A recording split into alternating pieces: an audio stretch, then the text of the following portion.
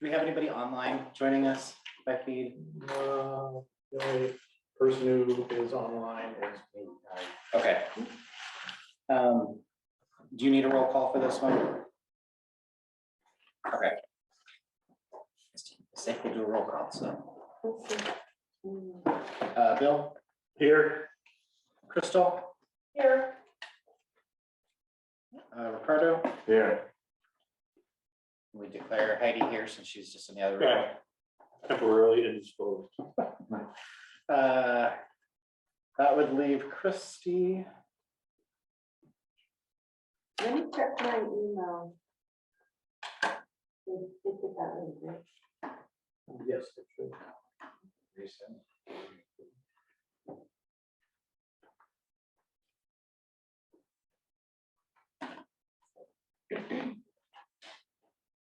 What is your little gadget This is a clock. Sometimes when I'm in meetings, I don't have one of those. Okay. And because I try so hard to stay on task, I found this helpful. But your watch is out of reach. With these old eyes, sometimes the numbers are smaller late at night than they should be. Just checking. All right, so What are we? Richard and Christy are not here. If they join us, I guess you can make note of that. We do have a quorum though. So if you would join me for flag salute, pledge of allegiance.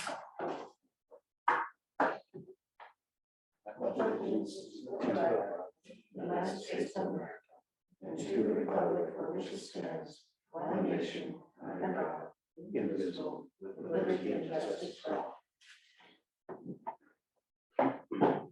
And with that, I will turn it over for the meat of our meeting, which is strategic planning progress and updates. Okay, and Bill and Ginger and myself are going to be speaking at different parts of this, but just to run through the agenda real quick, Diane provided a packet for all of us. So I'm looking at the front page and I'll ask Bill to give any opening comments here in a second, and Ginger if she's back. Otherwise, I do want to review our timeline with you so you can see where we've been, where we are, and where we're headed.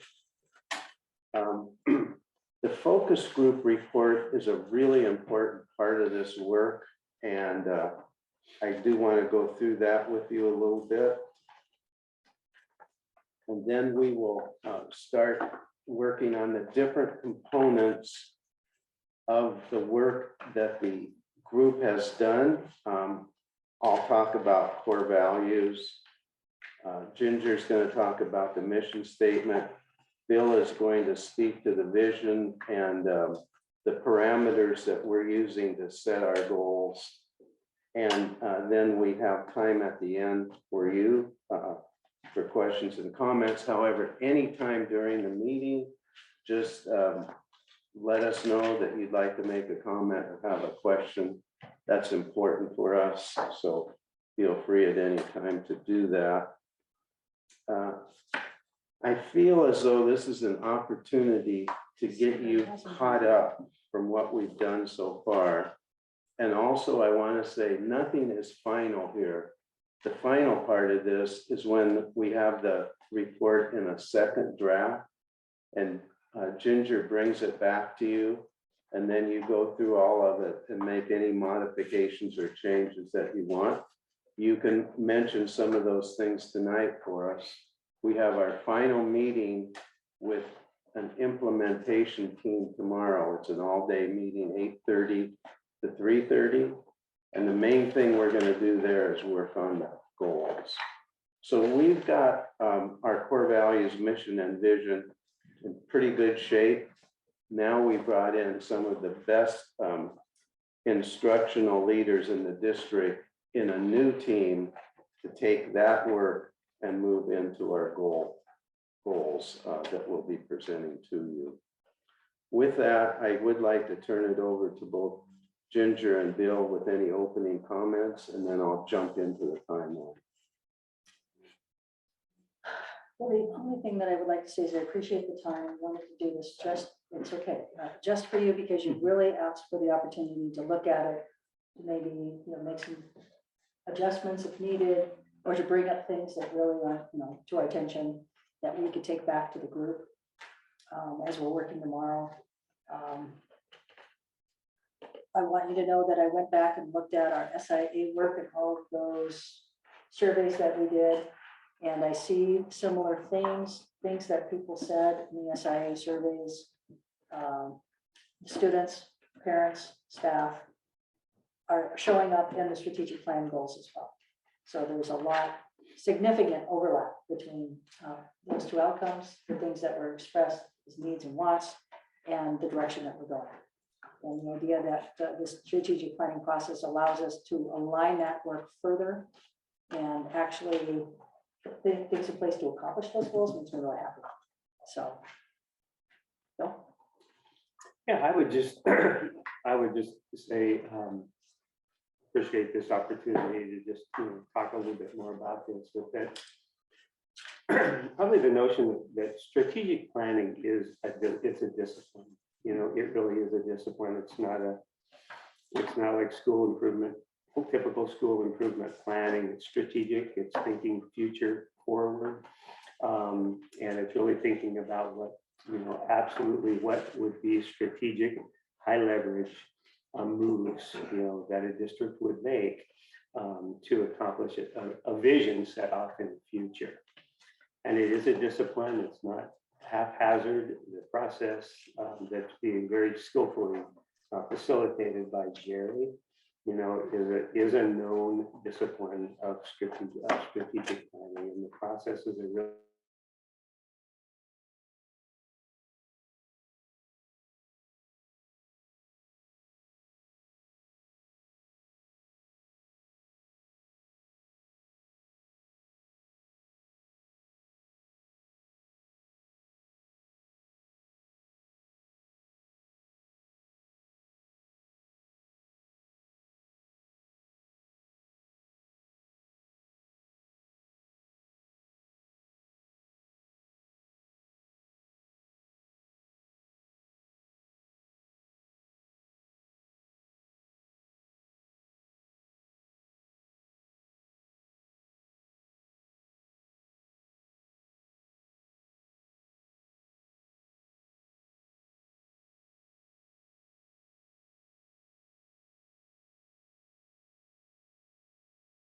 discipline. I would just thank Jerry for so skillfully leading us through it. And you really should feel proud and good as a board, for actually asking Ginger to go through this process as a district. It will make a difference. Okay, thank you very much. And then I do want to emphasize the role that Bill will be playing.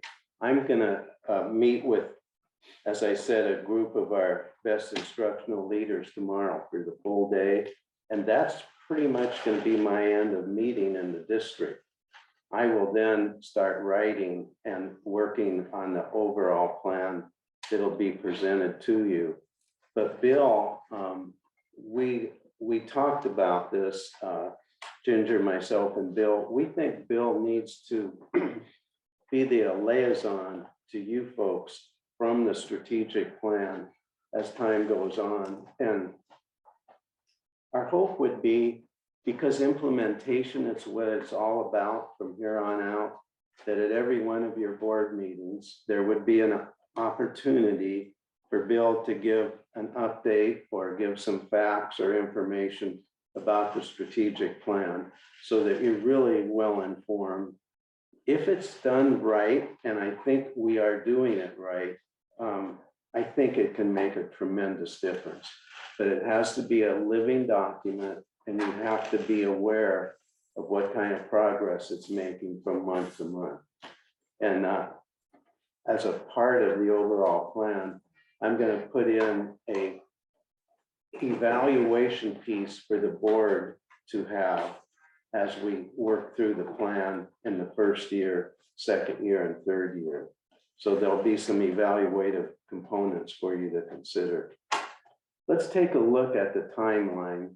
So it's gonna look like this for you. It should be, I think, your second page. And we have been working on this for 6.5 months now. So we started with Diane and myself talking about the possibility of this. And then we came to you on the 13th of December. And at that time, we gave you kind of a background on the process and what could be possible with a strategic plan in the district, a really comprehensive one that took the time it deserved and also the resources necessary. We came back in January, and at that time we had a 15-member team. We called that the strategic planning team. There were committee members from the community, businesses. We had 2 outstanding students as a part of it. Glenn was on it, a number of really good teachers, administrators, and classified staff.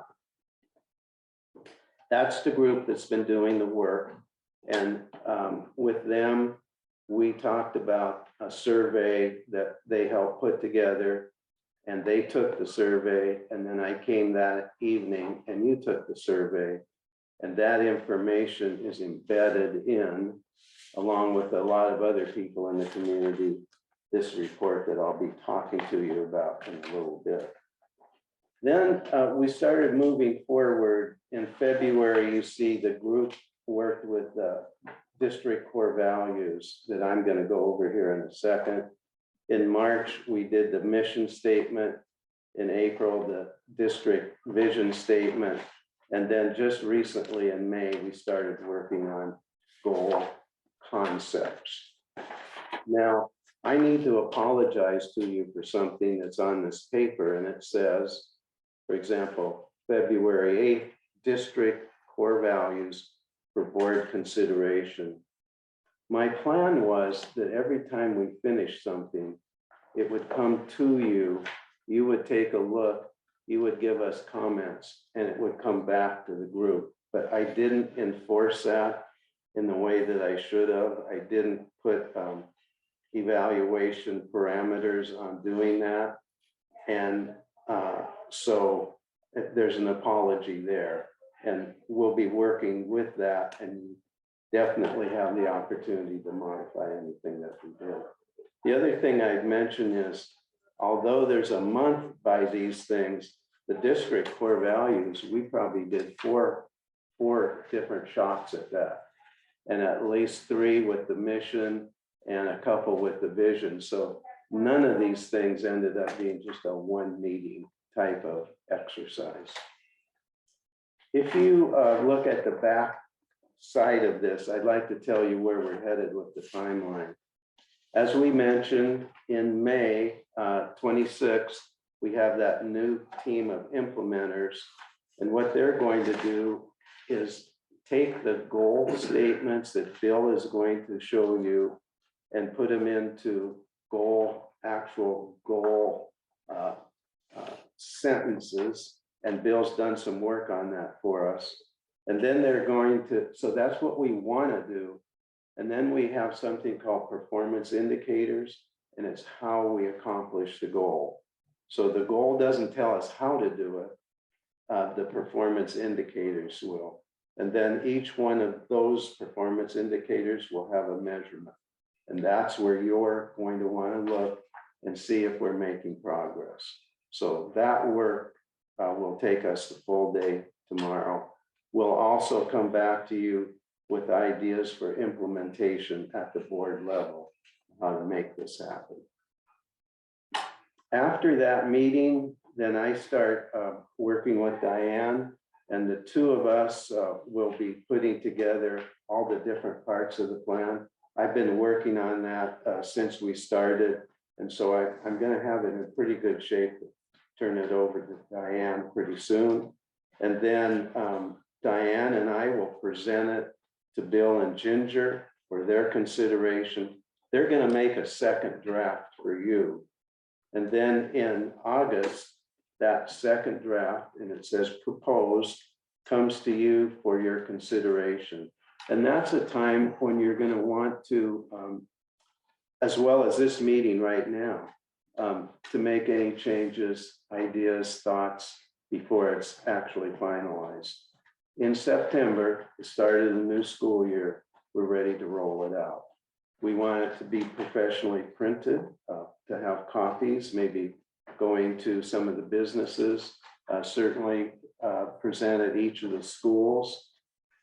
Have it as a link on the front of the website, and as much as possible, be able to get the information out to all of our staff and community that are interested. That would be the first year of the plan. Around April of next school year, we would want the two groups that worked on this to get back together and talk about what the second year of the plan should look like. And that's a way for us to make it a living document instead of something that we did, that we finished in August of this year and has never changed for the 3 years that it's in place. And you will be getting a quarterly update on it. And then actually, I think Bill will be prepared to speak to you about it in each of your meetings going forward. So it should be really out there for you to see often and with as much input as you can give and as much energy as you can put behind it to make it happen. I want to stop before I go into the core values and see if you have any question on the timeline. Glenn. So the April revisit, is that with strategic planning group and the board? Yeah, Those two groups? You know, the way I would like to do that, and I'm just starting to do that now, I've changed my process a little bit. The board in what we would call a work session, the original planning team, and the implementation team tomorrow. Now, that's a big group of people, but it's all the people who have been involved all the way along. And the plan there with that group would be to say, let's look at where we've come so far this year, what we've accomplished. Let's look at our original goals. What makes sense for us to do in the second year of the plan? Sometimes groups like this will put together the whole plan for 3 years. I find it's much better to have 3 one-year plans than 1 3-year plan. And that's what keeps the document alive and changing it. Other questions about timeline? Anything that Ginger or Bill that you want to mention? You'll have to spin up 2 new students after tomorrow. We will, but we're going to keep Yadira with us because she's a junior and she can stay. And she's going to be meeting with us tomorrow as well. So, and I apologize ahead of time. I'm trying to just get my mom and dad up in the room and then I'm done. So we're gonna meet tonight and go over the plan. You're going to cover the action committee tomorrow, and then will that action plan come back to us? It will, yes. And then we're gonna implement it starting in the beginning of September? Yes, it's going to come back to you as a second draft Okay, of the whole plan together. We're going to go over the main components tonight, except for some really fine wording on the goals. okay, But yes, you do get it back and it needs to be approved, and it shouldn't be approved until each of you feel comfortable with the wording, especially I would say around the goals. That's the key piece here. yeah, because the little bit that I did read, there was a little bit in there that I was concerned that would tie our hands without a firm action plan behind it. Yes, It was kind of vague, and so I just want to make sure that we're gonna cover all that multiple times. okay. And Okay. Bill has a notebook full of how you implement an action plan to what we're going to put together. So that's something that he's worked a lot with and he's really good at. I kind of leave the district at the point to where we get the goals solidified Mhm. and the measurements, but that's a crucial piece and will be worked on. Okay, That's a good question. Thank you for asking it, Crystal. Are we ready to jump into the beliefs and core values now. Bill, is there anything that you wanted to put up on the screen on this, or? No, I think we're good. You have, in essence, did everyone get a copy of everyone has a copy of the PowerPoint. So in essence, what I did was I just, the PowerPoint that we went through in the last session, I put the actual language that's coming out of the teams behind each of the elements now. So it creates a summary, in essence, of what Jerry's going to start us through right now. And I made a mistake. We're actually going to jump into the focus group report. And not the core values yet. Yeah, we'll come back. So this multi-page document, I think it's about 12 pages. We completed it in March of 2022, a few months back. It had lots of input from the community. You had some major input on it, and so did our committee. We ended up with 145 responses. And nowadays, that's a pretty good return on a survey where you're asking people to take some time and write their thoughts. We use this throughout the meeting to take a look at what people had to say in various areas. So for example, first question talked about strengths of the district. The second question is one in which we were trying to get at what the goals should be. So that second question says, what key improvements do you suggest the district should make over the next 3 years? And there are a variety of things there that we took a look at and considered in our work. And I want to give you a couple of examples on that.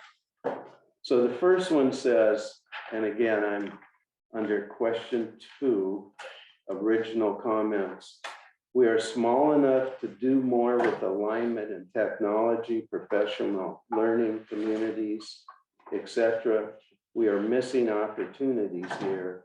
Alignment and coordination between schools can be stronger. So that's a good comment, something that we kept in mind and we talked about. If you will drop down 1, 2, 3, 4 more comments on that same page, here's another area that jumped out at us. There is a feeling of low expectations. We need to continue to raise rigor in the curriculum. Let's establish scope and sequence curriculum standards grade by grade and deliver them at a high level. And you're going to see in our work that the different components that we're going to talk about individually, that idea kind of bleeds through into most of them. And I want to take a look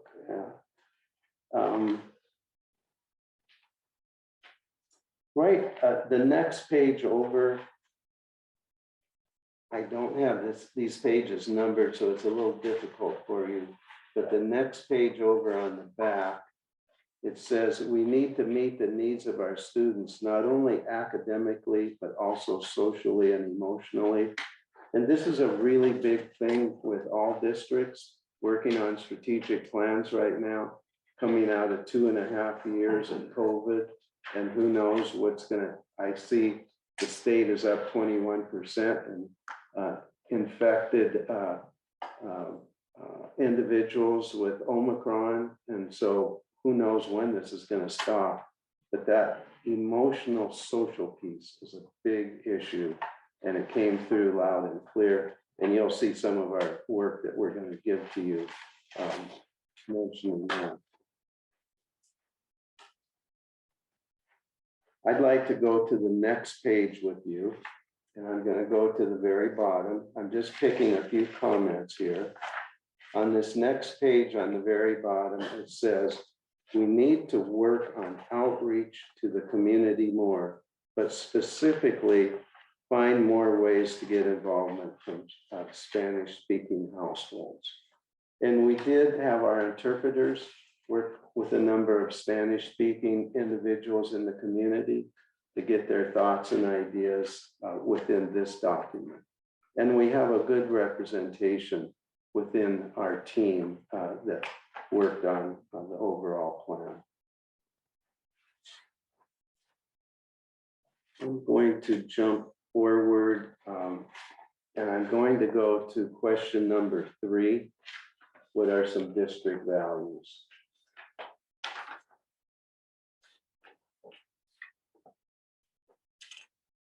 This is an area where we directly looked at this information to make our choices on district core values and beliefs.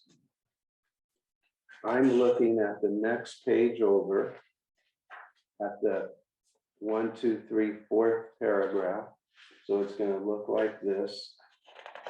And let's see, that's page 8. So this will be page 9. And right up there, there's a sentence. It says, economic, social, linguistic, and cultural differences are all valued, and we are stronger because of these differences. The inclusion, diversity, respect was a big part of our discussions, and you'll see it in the work that we produced.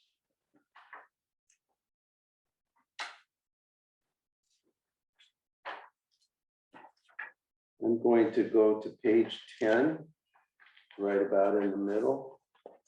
Just want to point out another key sentence. Promote the sense of community and team effort in the education process.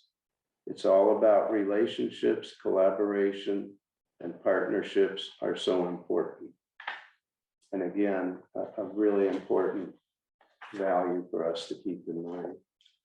Our idea was we wanted to start with the values as kind of a foundation for the entire report. And by that, I mean the strategic plan report, that if we didn't get the values right, then we may not get the rest of the overall plan right. And we spent 4 meetings really working through those values. And I'll be presenting them to you here in just a little bit. So question 4, excuse me, not question 4, question 3 really helped us with that. And Are you taking into account the last added comment?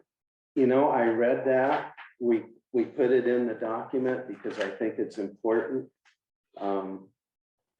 It is something that a person feels deeply about, and it's certainly something that I'd like to avoid.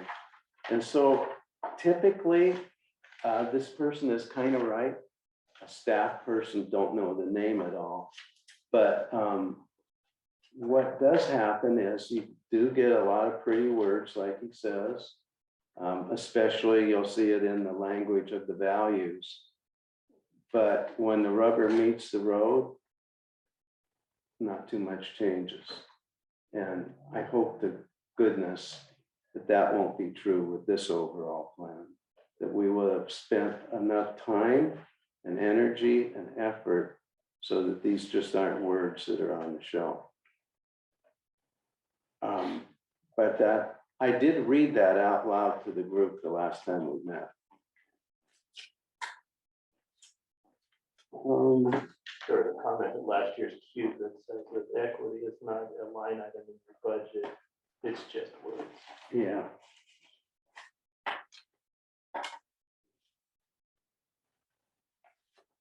You take a look, if we just sec. Hang on a second.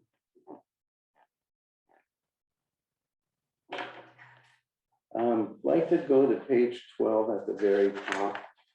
This is a feeling that pervaded a lot of our discussions as well. One size does not fit all. Give students individualized support by finding out what is most important to them. Make students feel like they are appreciated and respected. And our students did talk to us about that as being a concern on their part as well.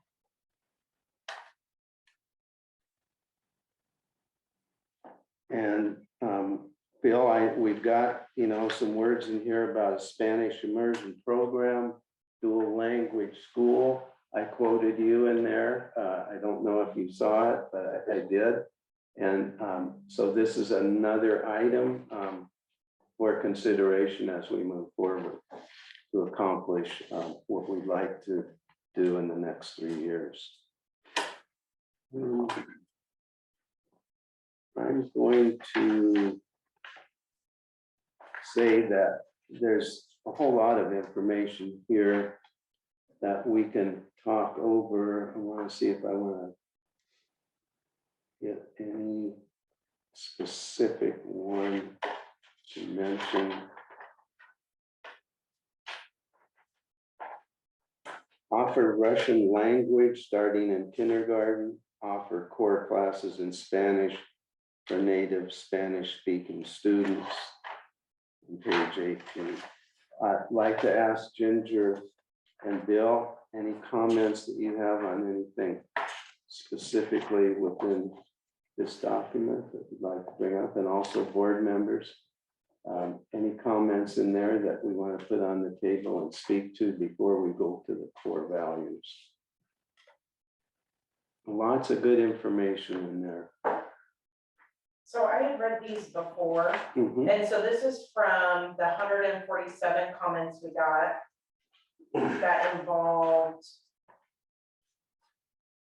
Does this include or not include the people on the committee? It includes the people on the committee and also you folks. Okay, So there is that number of responses total. I want to make sure I'm correct on that. Let's see. After this report was, no, I am wrong. First, there was you folks and the committee, which are what called original comments under each question. And then there were 145 additional responses that are under each one of these and called added comments. Thank you for bringing that up, my mistake.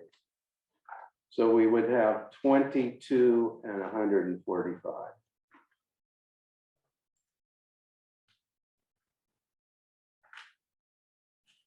And the board. And the board.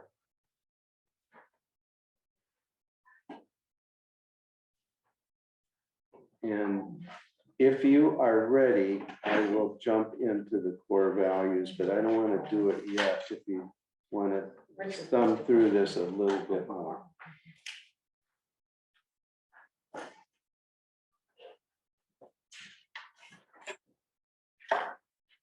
Picture is maybe we should go back to 1862 standards. Yeah.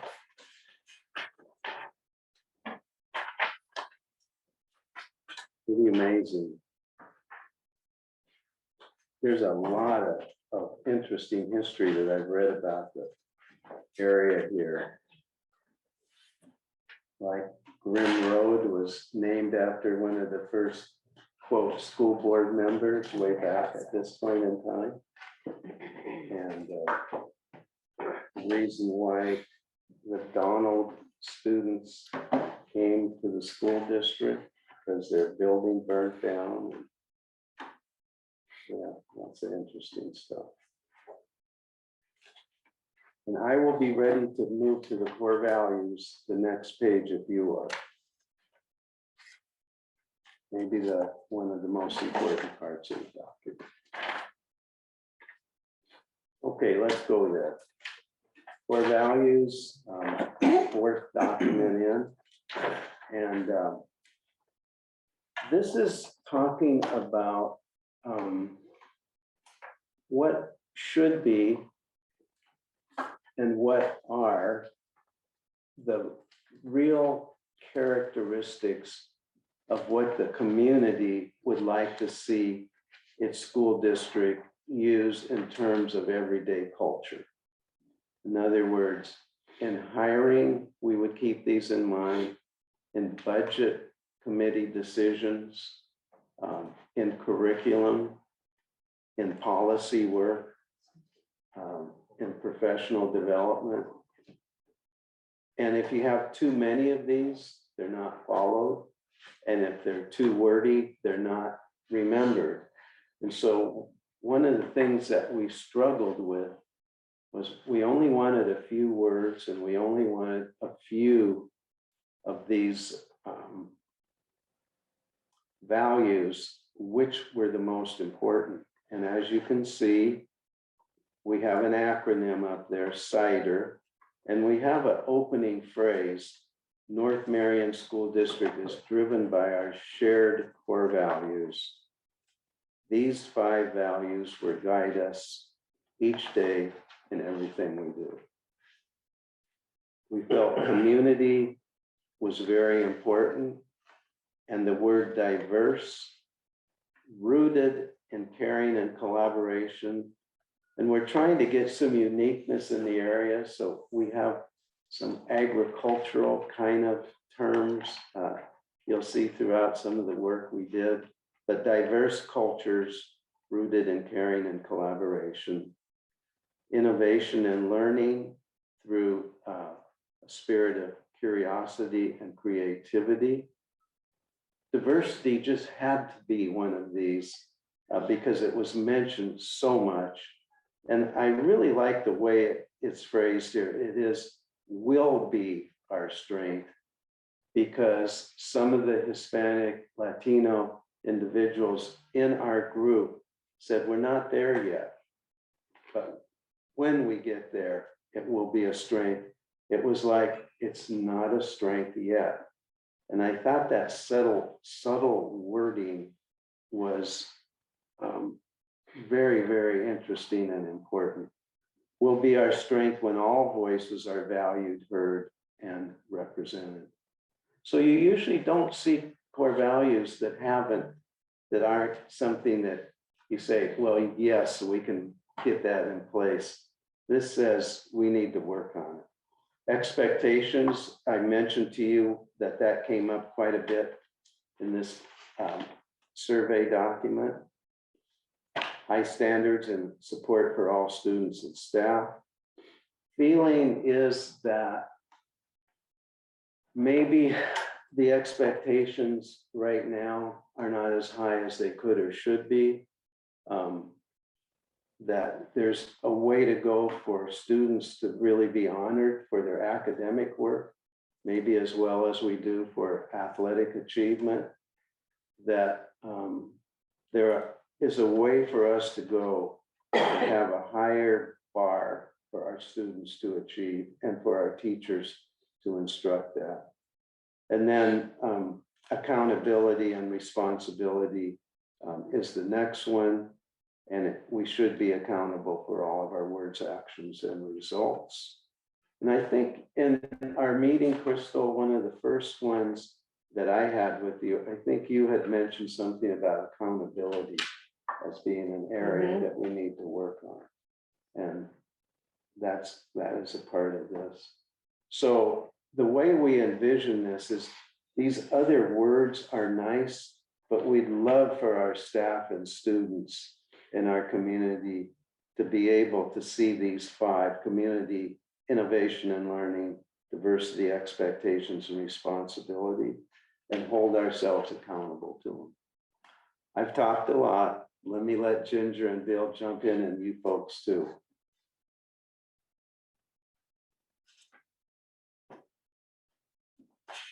Yeah, I would say that the exercise of getting a group that large to come up with 5 was quite an undertaking. Because we were literally, I think we started at like 30 or 35, and then winnowed it down and identified what was most important and what really addressed the concerns and hopes that people shared with us. And again, consistent with the same things that were said in the SIA. And that same thing that kept popping up and continued to pop up, especially with our students, that are part of this panel, is a sense of expectation. They want to sense that they are expected to do more. They want opportunities. They want individualization.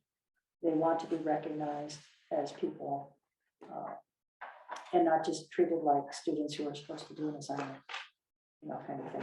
They want to change that dynamic. They want to feel engaged and empowered and part of the school, and they're not quite feeling that yet.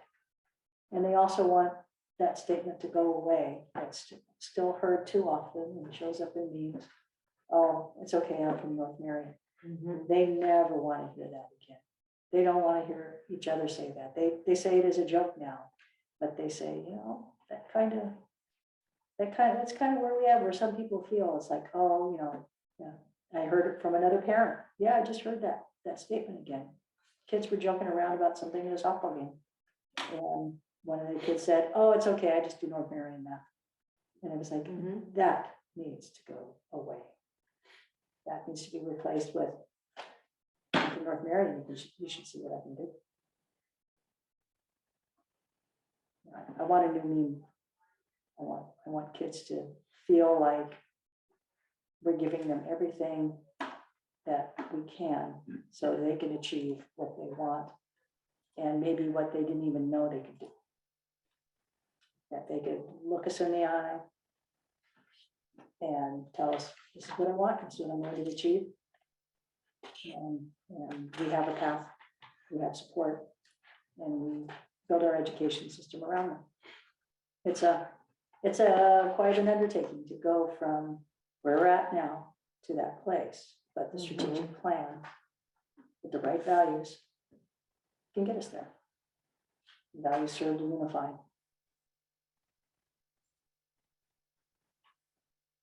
Nope. Yeah, and I think I would just kind of go back to the process again, and was part of a lot of this with the, in essence, hopefully you see reflected, if you think about that report that you were just looking through, hopefully you see the themes that the core planning team actually kind of gleaned out of that started to become part of the language that they use to craft the core values. Then you see, when we started, I think we had 7 or 8 core values, and so lots of opportunity for the team to keep coming back and working those values, making sense, trying to understand where each other was coming from, until we were finally able to come up with 5. But we felt like in the short statements, behind those 5 core values, we also captured some other important values just in those statements. So again, we want the community to be able to see their feedback reflected in the values, and we want the core planning team to see their work, you know what I mean, in working with those reflected in the values. And we feel like we've accomplished that. If you saw the, how you could look at like 10 drafts, you could see, you'd be able to see the process and progress of capturing those together in these concise 5 values.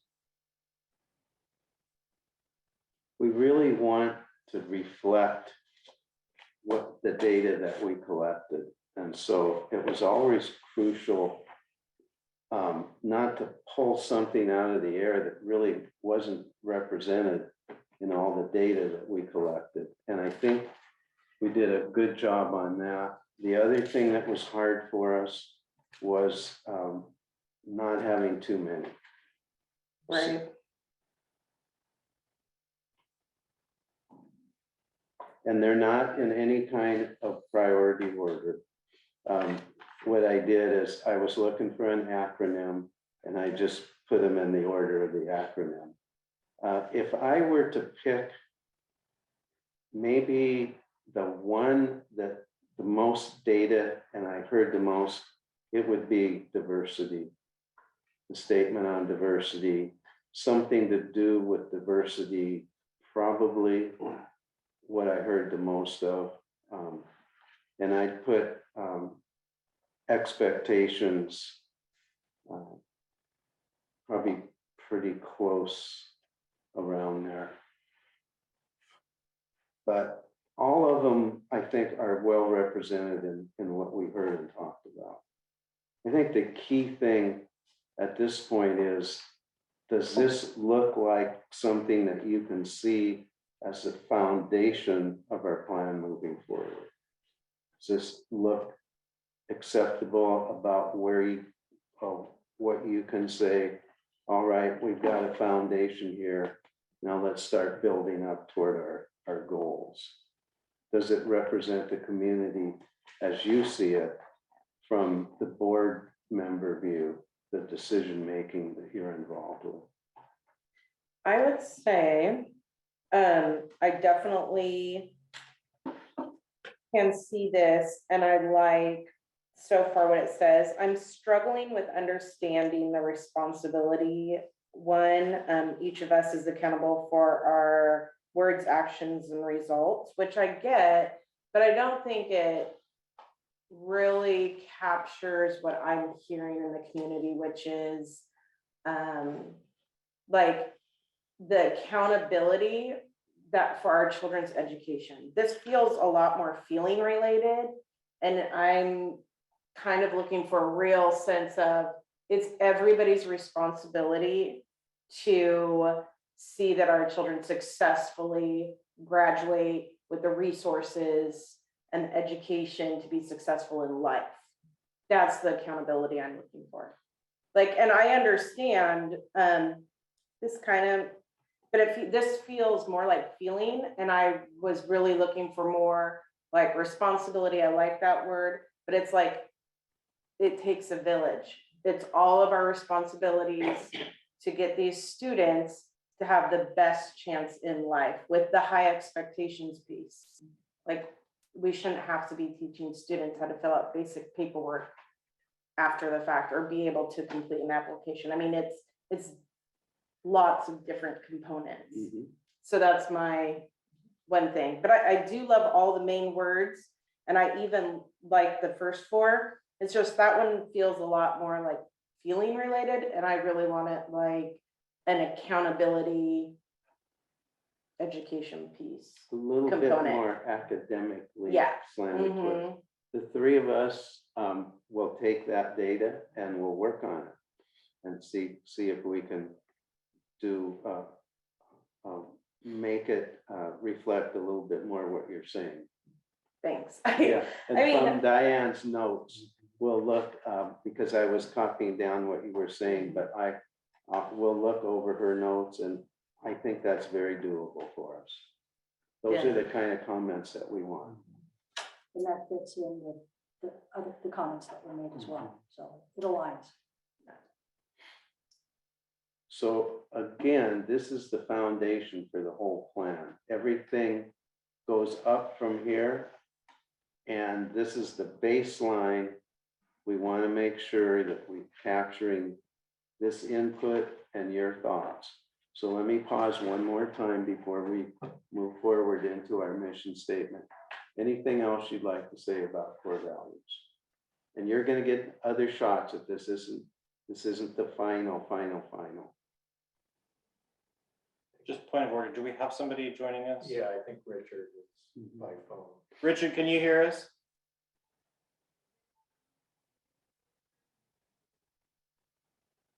Is he still muted? Doesn't look like it. Yes, I can hear you. Thank you. I'm in if you want to ask questions. I'm not sure if you have this packet in front of you in a PDF.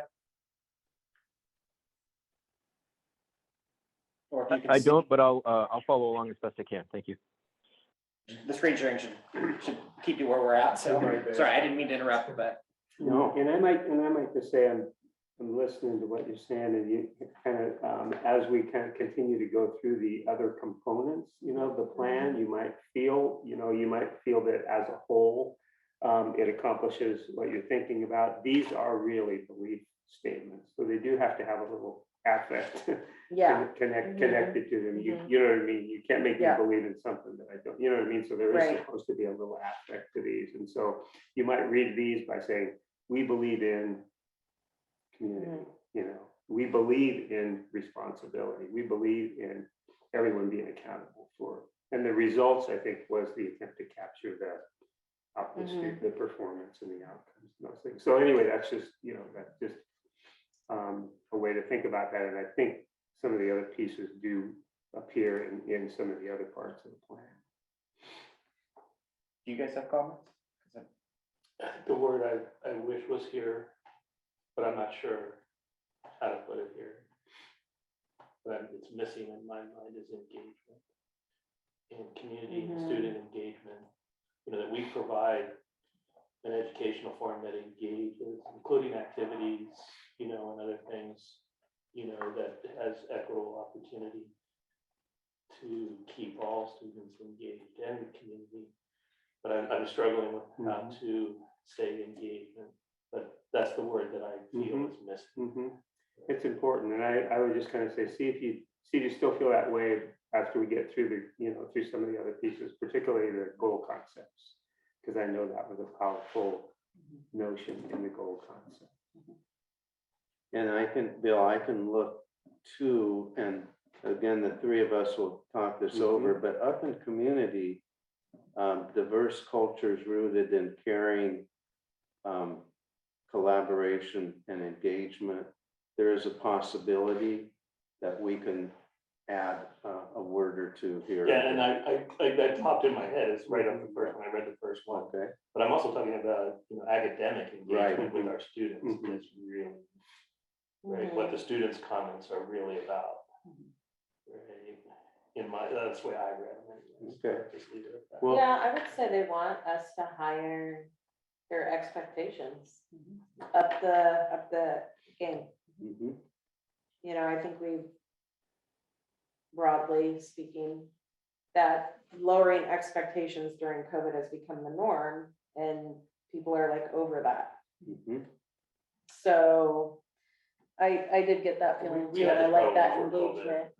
But even before now it's People- just a glaring problem where it was kind of hidden beforehand, but I agree. Anyhow, that's my own comment. Yeah, that's a good comment. That is a really good comment.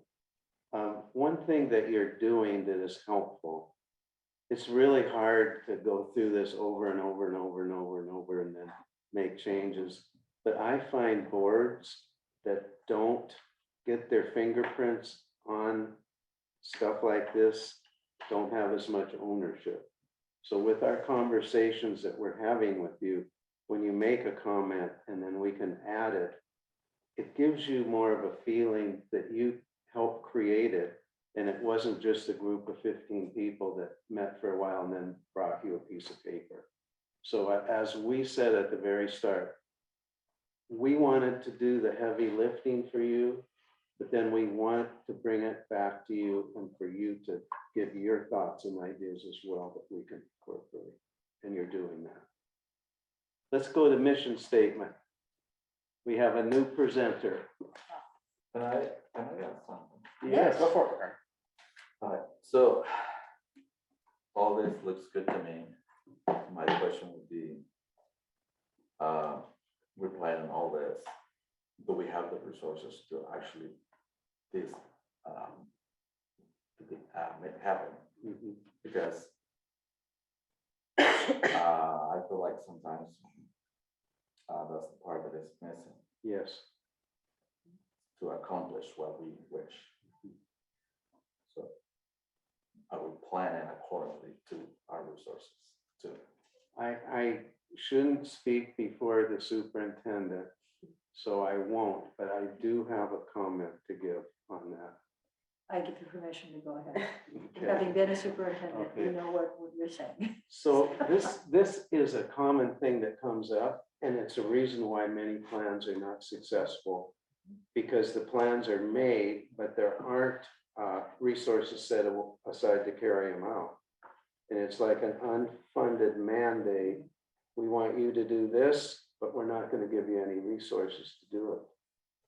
If you truly believe that what we have right here is the very best way for the district to improve, then you need to take money from things that you're doing now that are not as important, that won't let you improve as much as what people have said that they want, and put them toward these 3 goals or 4 that we come up with to help us accomplish them.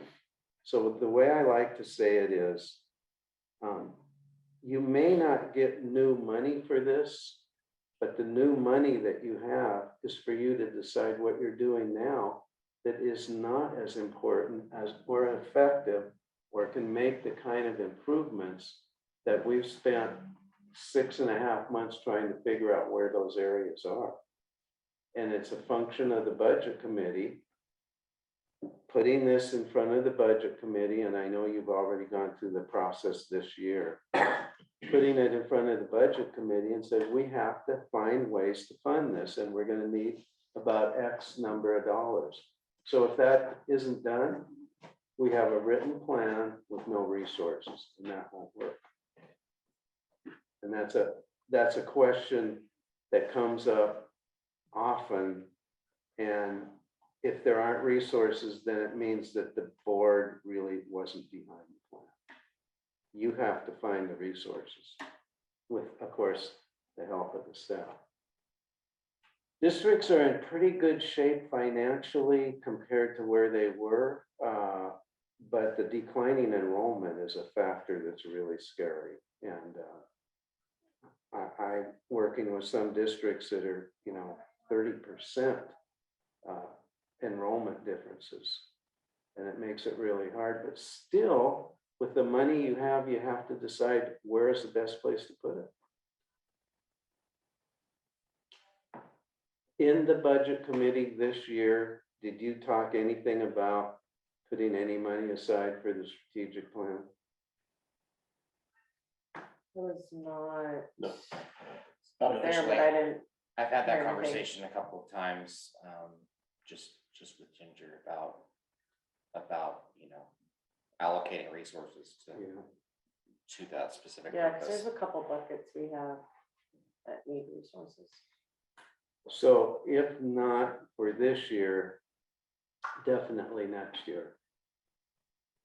Bill, thoughts on the resources here? Yeah, I think, I think a budget is, is a tool to resource a plan, and that's really what the budget process is about. So going down the road, that's exactly the thinking is that your budget is to actually resource the improvement plan for the district, for the strategic, in essence, which is the strategic plan for the district. Another way of thinking about strategic planning, and I've had some folks kind of say, what would you do if you didn't have any money and you didn't have any extra time? What would you do different? And that's a little bit about what makes it strategic is that you would have to do something different. If you didn't have a resource for something, what would you do to cause you to get those results? So there's kind of both of those aspects, I think, as a way of thinking. There are lots of things we can do to improve student performance that wouldn't cost us a dime. Just have to put our energy and focus into it to get some of those results that I think you're asking for as well. Yeah, reprioritization. Yeah, I would agree with that reprioritization, because in some cases you're going to spend the money in terms of staff, but you're focused then hiring new staff, or in repositioning folks.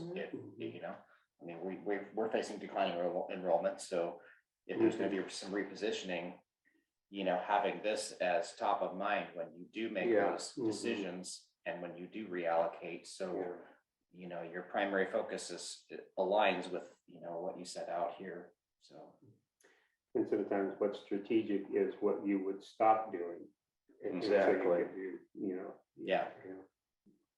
School districts are so reluctant to stop doing something that they've been doing to get resources to do things that they should be doing.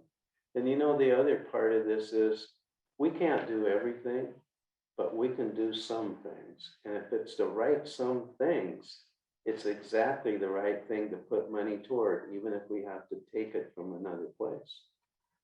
I think, boiling this down, our whole effort for you was to try to figure out with community input and the best thinkers in the district, where are the areas we should start putting more money to improve? That's kind of what a lot of the exercise is here. And then the benefits of that, of course, come with student achievement. But that's the big question. What is it that we should start doing that can make this organization improve as much as possible? And we can't do everything, but we can do a few things. So if you think about the goals, you know, there are probably 3 or 4 really big things in the next 3 years that we're recommending to you that we should do to move to the next level of effectiveness. Because of time, I think we better move into the mission, and I will do that. Well, Ginger Yep, isn't go ahead. here. This one, mission statement is the purpose of the district. And you do want to use very few words. You want them to indicate not where you want to go, that's vision, and not the core beliefs. That's a different part. But what is our purpose? And our 2 students were just really, really helpful with this. We said that 10 words was about as much as we wanted to put behind it. We wanted it something that could be a little bit unique for our area, so it doesn't look like every other 197 school district in Oregon's mission statement, and that could be memorable. So North Marion to us means the 5 communities that we work with. Learning together, getting that cooperation from 5 different entities. And then the agricultural part of the community, the word cultivate came in there, and then lifelong growth. So our purpose as a district, we're saying with this, is getting 5 communities working together to help our students in success for the rest of their life. And that they want to grow in a lifelong way based on their opportunity to work with us for hopefully a 13-year period of time. Ginger, I was just That's fine. scratching the surface here of the mission statement, and I know you have to keep going back and forth, and that's good. 2 birds with 1 stone. Let's get this done and also that tonight. But comments about the mission statement, that's where we are. Yeah, I love it. yeah, the most powerful thing for me was, there were a lot of Mhm. minds in the room and experienced educators and committed community members. And we were all coming up with these great words and, you know, putting all the key things together. And Yadira and Amy just sat down and put this together. We were like, oh, nailed it. Yep, they got it. I mean, they really kind of embodied this, that we're here learning together. It's not a we teach, you learn.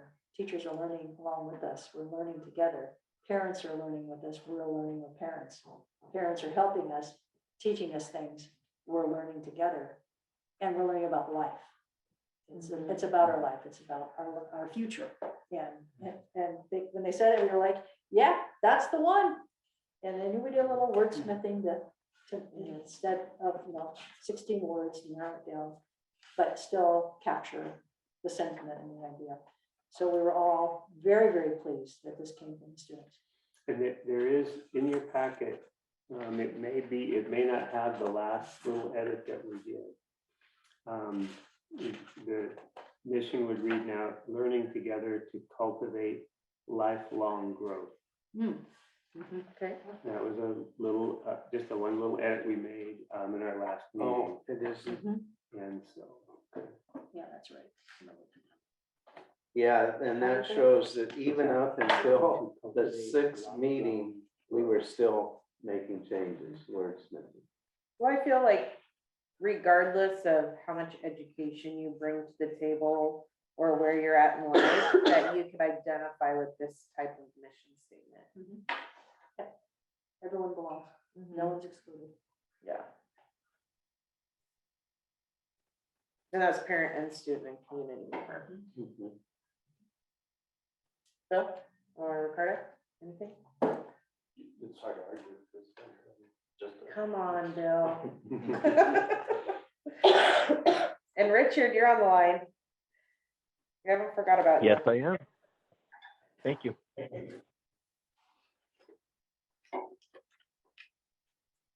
It's a good thing I was there because I would have taken it down the wrong path. This is fun. Yeah. I would have had leadership and citizenship. We went through all those iterations. And I wanted to go back on the comment about the resourcing, the work. I see resourcing the work largely in part of using our resources differently than we are now. We don't need new resources to do this. We have to rearrange how we're doing our work. The object codes can remain the same. We just choose to use them differently. And the way that occurs is with Bill's lead, he's done this successfully with 2 other school districts. I'm going to follow his suggestions on how to turn these into the indicators and turn them into the coming up with the budget to support the work. And I'm going to encourage all the work. But it begins with the mission statement and the goals and the indicators, and then we figure out, like starting in August, we begin implementing the plan. We begin getting people ready for teaching to the strategic plan, for building partnerships within the spirit of the strategic plan, in building community and living those values that we're going to promote as part of the strategic plan. So we'll use new money as we can, but we're going to use the money that we currently have differently in order to achieve these goals. That's the only way to do it. And we talked about reprioritization Yeah. and how that, it's not a new concept just to where different corporations and places have been. You see it often in other fields. So I feel like we can be successful. Anything else on mission before we go to division? Let's do it then. So your next page indicates district vision statement, and Bill is going to work with you on this one. Again, lots of wordsmithing, lots of input, lots of changes, but here's where we are. And Bill. Good. And hopefully, as you mentioned, you can kind of see some through lines, from the core values. And sometimes it's in the language, and sometimes it's in the ideas through the mission. That as the mission, basically answers the question, why do we exist? So what's our purpose? The vision kind of asks the question, so what's it look like when we're doing it well? What's it look like when we're doing it well? And again, kind of going through those processes of lots of people describing what it really looks like when we're living our core values and accomplishing that mission. And it would be communities unified in providing all students equitable access to their chosen path. It captures that notion of that you've seen communities and the core values, the notion of North American in the mission statement. So communities unified. In other words, our common ground is providing all students equitable access, and that's where a lot of those conversations go about, about what that looks like, what's equitable access to their chosen path. And again, it was in that notion that, there are lots of pathways available for students. We want to support each of them,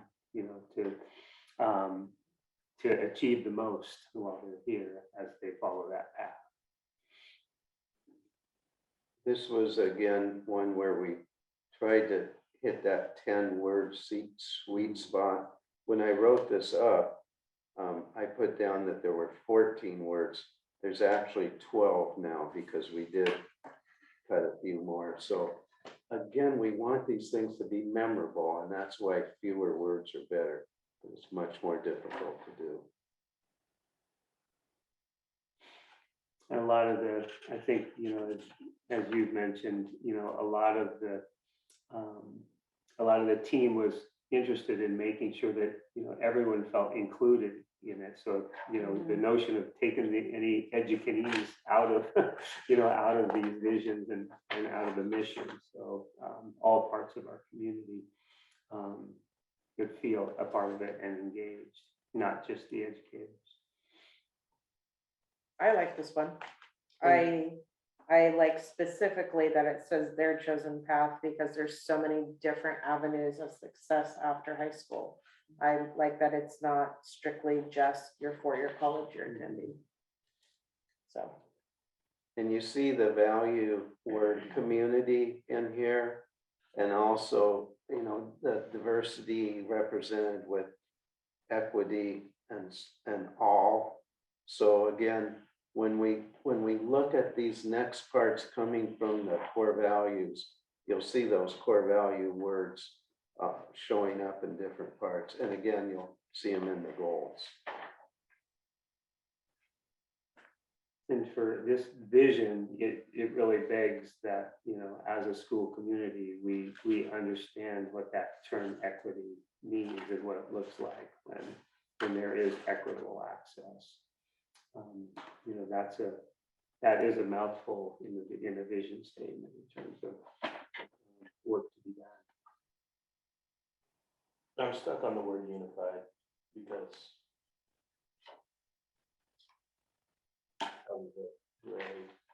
I suggest the word engaged and change the verb. I would support that because I was really struggling with that too, because it has Yeah. such a different representation. Unified will never happen. And it's been a really hot Maybe in 50 point years. Right. in a lot of areas. So I would But if we're all Support that. engaged in making this happen, not just the teachers, not just the staff, not just the board, the community's engaged in, that's, and I'm not saying we should change it. I'm struggling with it. Okay, that's all. it did also Right. cause me to pause. So, I like that because it's a little stronger action word. And Yeah. honestly, just my initial, I'm sorry I wasn't here for the previous discussion, but I'm thinking about if I'm a parent and I'm looking at coming to North Marion, is this a statement that's going to grab me and say, yeah, I want to be part of this community? It's strikes me as like, this is the base of where you start. Everybody being given equitable access, but then but you want to push your students to have words like vigorous, rigorous, climbing, achieving. I don't know if I'm seeing a challenging word here. It just strikes me as low bar, but that's just my initial impression. I don't want to put down anybody's work here. I'm not, because I know how hard it is to come up with things like this. And We'll keep moving. I promise those words will come up. okay, I'm sorry, thank you. No, I get what you're saying. But I like engaging. Yeah, So engaged. a little backstory, Communities Unified, is that a reference to the individual geographic communities in North Marion District, or is that a reference to the communities of education that exist in the school? The first one. First one, okay. Yeah, it was to kind of build on the core value, the notion of North Yeah, Marion, you yeah. know what I mean? Because that was a conversation. Because geographically, we cover, Many. yeah. And I many think communities. the unified kind of came out of that notion of, a community measures its wellness, by the health of the children.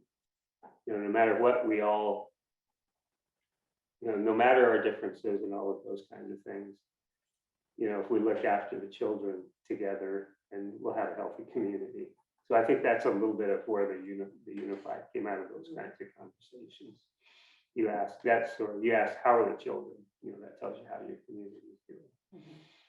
And So these, we'll look at that. yeah, these are exactly the Mhm. kind of discussions we had with the group. Mhm. Each word, because each word is important. And yes, the three of us will go back and look at this, and we'll get back to you with, Absolutely. if we recommend going forward with engaged, it'll be there. And if we feel the roots of unified are still stronger, we'll come back and say, yeah, we still like unified. So, but you're doing exactly what we want you to do during this process here, giving you Mhm. thoughts and ideas. Absolutely. The other thing that we find in the private sector often that I think is good form, you find three different parts of a message. So here, it's communities unified, and then the core of it is for all children to have, an equitable kind of education. Idea 2. Idea 3 is that they leave us prepared for whatever that path is. And when you look at mission statements, a lot of vision statements, there'll be that 3-part thing. It makes them easier to memorize, but it also kind of sets up what the goals are as well, if you just have a few goals. And sometimes you can look at a vision statement and pick out kind of what the goals are going to be based on that. Because this is where you want the district to go if it accomplishes at a real high fashion their goals. So we're not there yet, but if we were able to accomplish the goals, we would be living what the mission is. And let's jump into those goals, Phil. Yeah, and one of the things, and this is where actually maybe some of your questions are answered or concerns, but we also, as we were getting ready to do the goal concepts, as I shared, we talked about what might be strategic, what we call strategic parameters. And so as we're doing this work, we set parameters for how we're going to do this work. And they're like the gutter guards. They keep us in the lane, and they keep us from going on track. They help to keep us focused. And in fact, this is where some of that accountability might come in. Mm-hmm. So we, in essence, established as parameters that we will not, they're oftentimes stated in the negative too, by the way, in strategic parameters, will not begin a new program or initiative without applying our equity lens to the work. So that's an absolute, applying our equity lens, is required every time we get ready to start another initiative or something, who's benefiting, who's not, and such.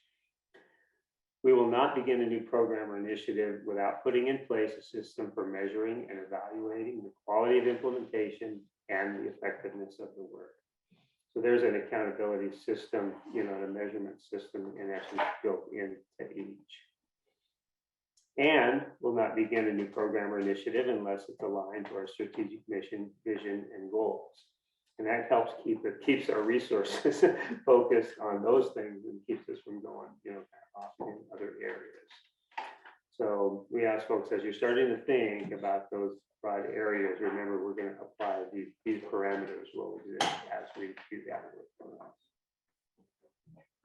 So Asimov's 3 laws of the road. what's that? Isaac Asimov's 3 laws of the road. Don't harm any student, don't kill it. Yeah. So I wasn't there for this part of it. My only edit or relook at it might be we will not begin any new program initiative or retrofit. Because if we take the body of our work as 100%, the retrofit part is going to still be, there's still going to be systems running here in place for probably 65-70%, even if we add new things. I think the retrofit should probably also Go through the lens. go through that lens. Yeah. I would just include that because Mm-hmm. a lot of systems that are in place may be retrofitted to more align with this. And it may give kind of a nefarious way out to not have to go back and look at those things that stay through this lens. I don't know. That's just my. I would agree with you, especially sitting on the curriculum committee. The words that I've heard that we want to get rid of, like supplemental. So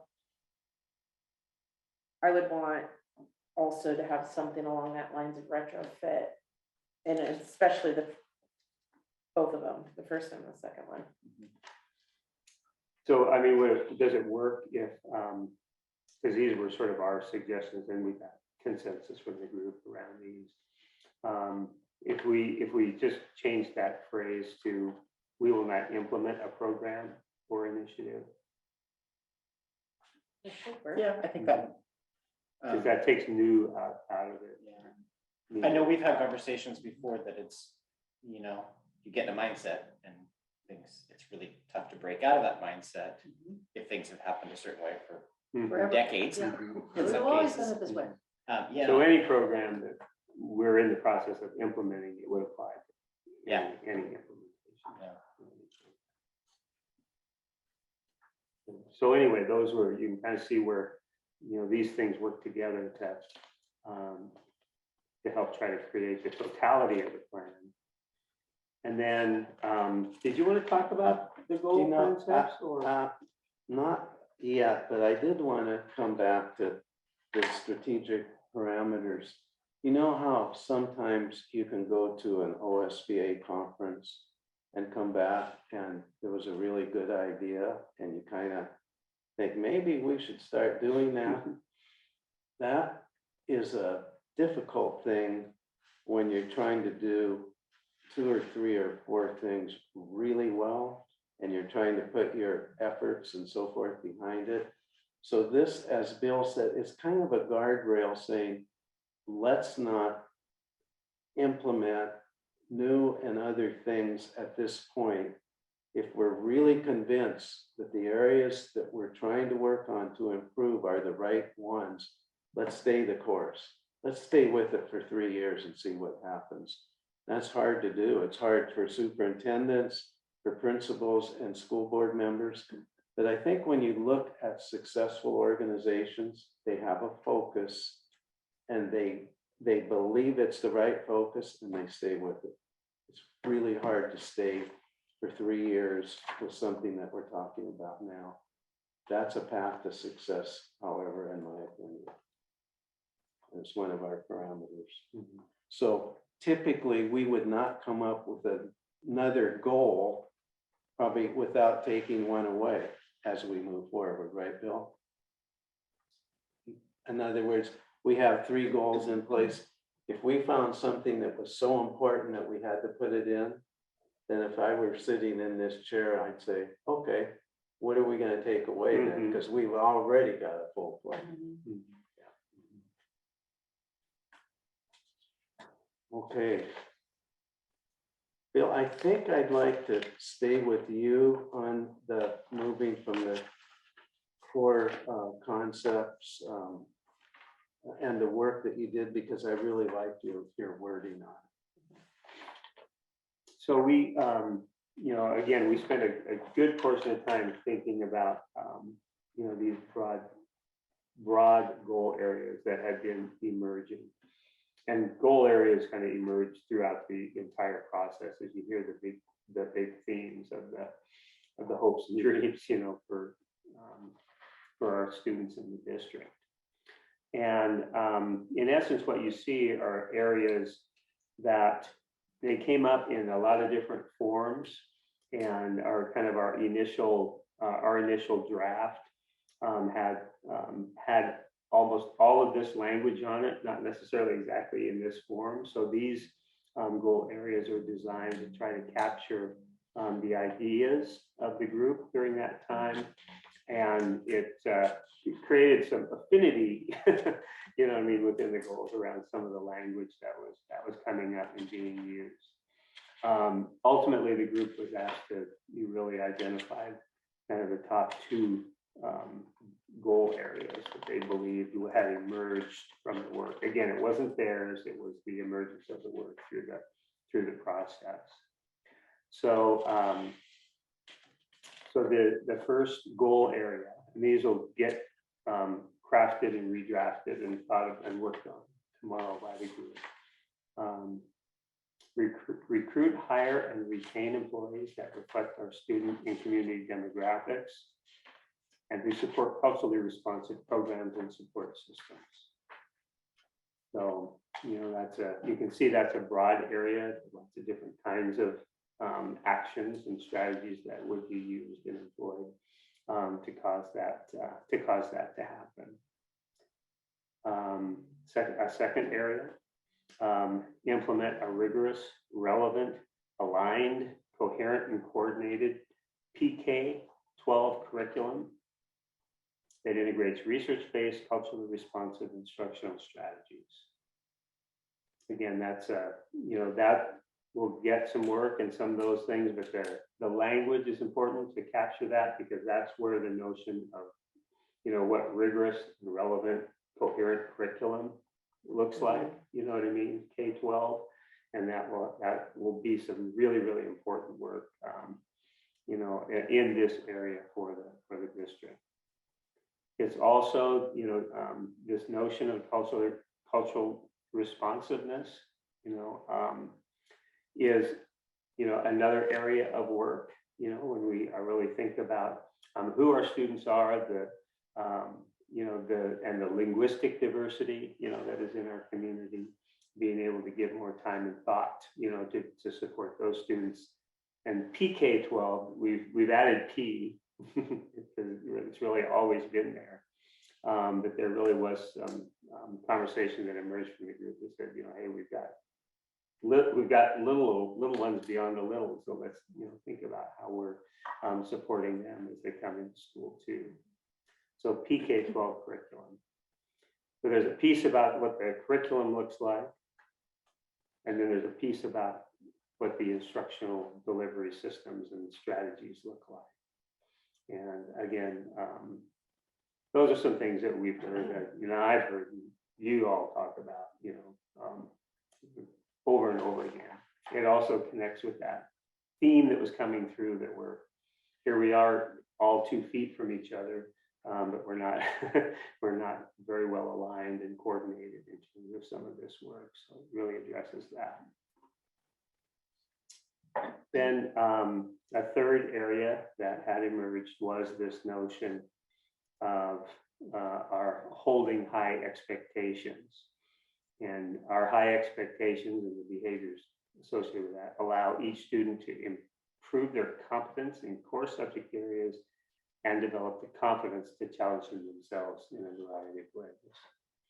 So it's a goal area where, in essence, we're responding to that notion of needing to have higher expectations and develop opportunities to increase the competence in the learners in the system. And that's there's a body of work, to accomplish, to be able to accomplish that goal as well.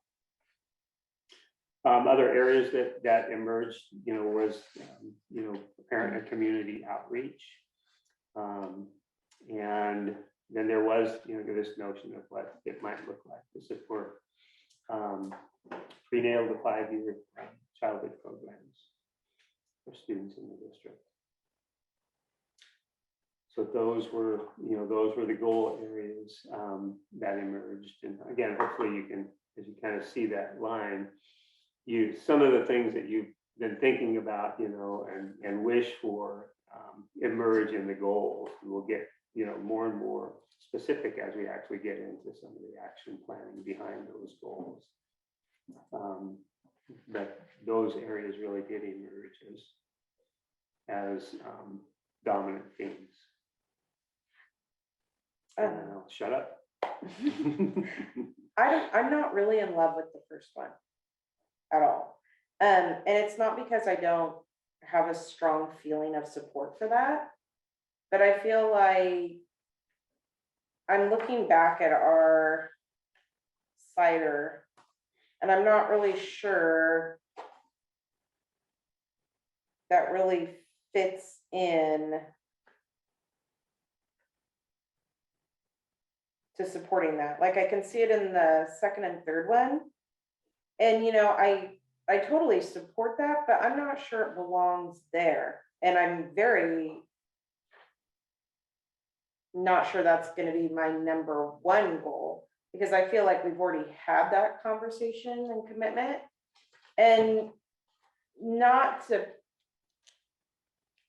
call out the group at all, but a majority of the people who were in the planning committee were district employees. So it's kind of, it feels to me like it's taking the strategic goals of the student and moving it to like an employee related goal. Does that make sense?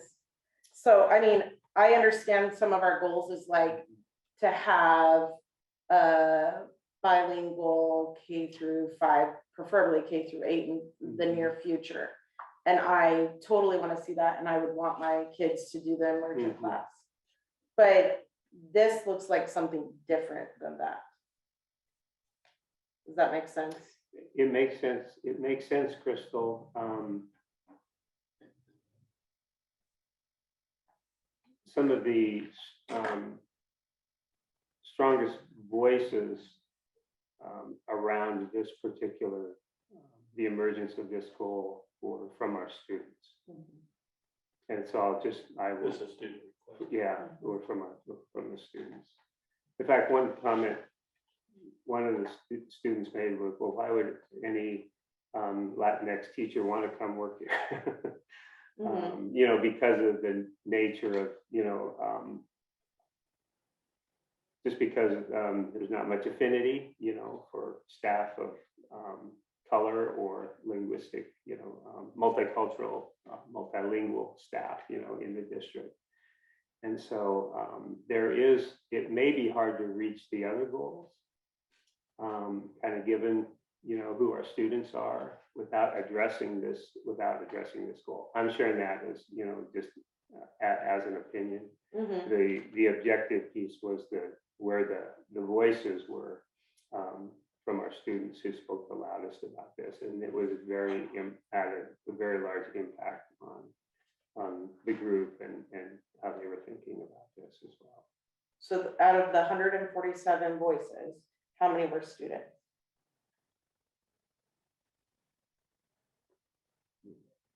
I can't answer that, but we can answer it from looking at the data. 36 on the survey. Yeah. But beyond the survey, if I go back to the SIA data, it was there too. Also on the student survey, and there were 168 responses there. Yeah, I mean, Maybe it needs to be reworded, because this really feels like it's more of a teacher decision and not really a community goal. Does that make sense? Or a student goal? Do you get what I'm kind of saying? I do. I'm not sure how you say it. How you say it politically correctly, without getting to the gist of it. To me, it's pretty broad and it's very subjective. But that's just because I don't like some of the buzzwords that are there. I think our staff needs to reflect our community. I don't know how you put that into the correct. But you know, I don't know how you put that into the correct words. Recruit, hire, retain, really, if you're looking to come to this and you feel like even those words can persuade someone not to come here. But regardless of, I see what you're saying. Okay. You want to make sure that we're inclusive. Yeah. And I mean, because I would have preferred my children to go to a dual immersion language. Yeah, and that's sort of my thing, is dual language is not specifically addressed, and that came up an awful lot. It's not specifically addressed in this, you know, this top goal, and that seems to be a goal of, I know several board members, I know a lot of that was there in the strategic, and I'm not saying it can't happen because of this goal. For me, it's maybe not as succinct, but it's also a first draft, and you know what I mean? and that's a means to an end. And you have to have, you know, I get that you have to have, you know, some of that language in there too. One thought on that. So these goals don't say how to do it, but they say what. But then a dual language immersion program or something like that would support a statement like this, and it would be underneath the statement on how we make this happen. As an action item. Yeah. Yeah, And and then, that's, I think, probably what, what you're saying better than I was spouting off. but then Glenn, the other thing I'm thinking, and I may have my numbers wrong, but if I remember, we have 53% Hispanic, Latino identified students, and 3% of the staff identified as Hispanic, Latino, etc. That's a huge, gigantic That's difference. That's And Right. at the disparity. So younger how do grades, it's even we- more. How do we say that without telling the non-Latinx teachers that they're not as valued?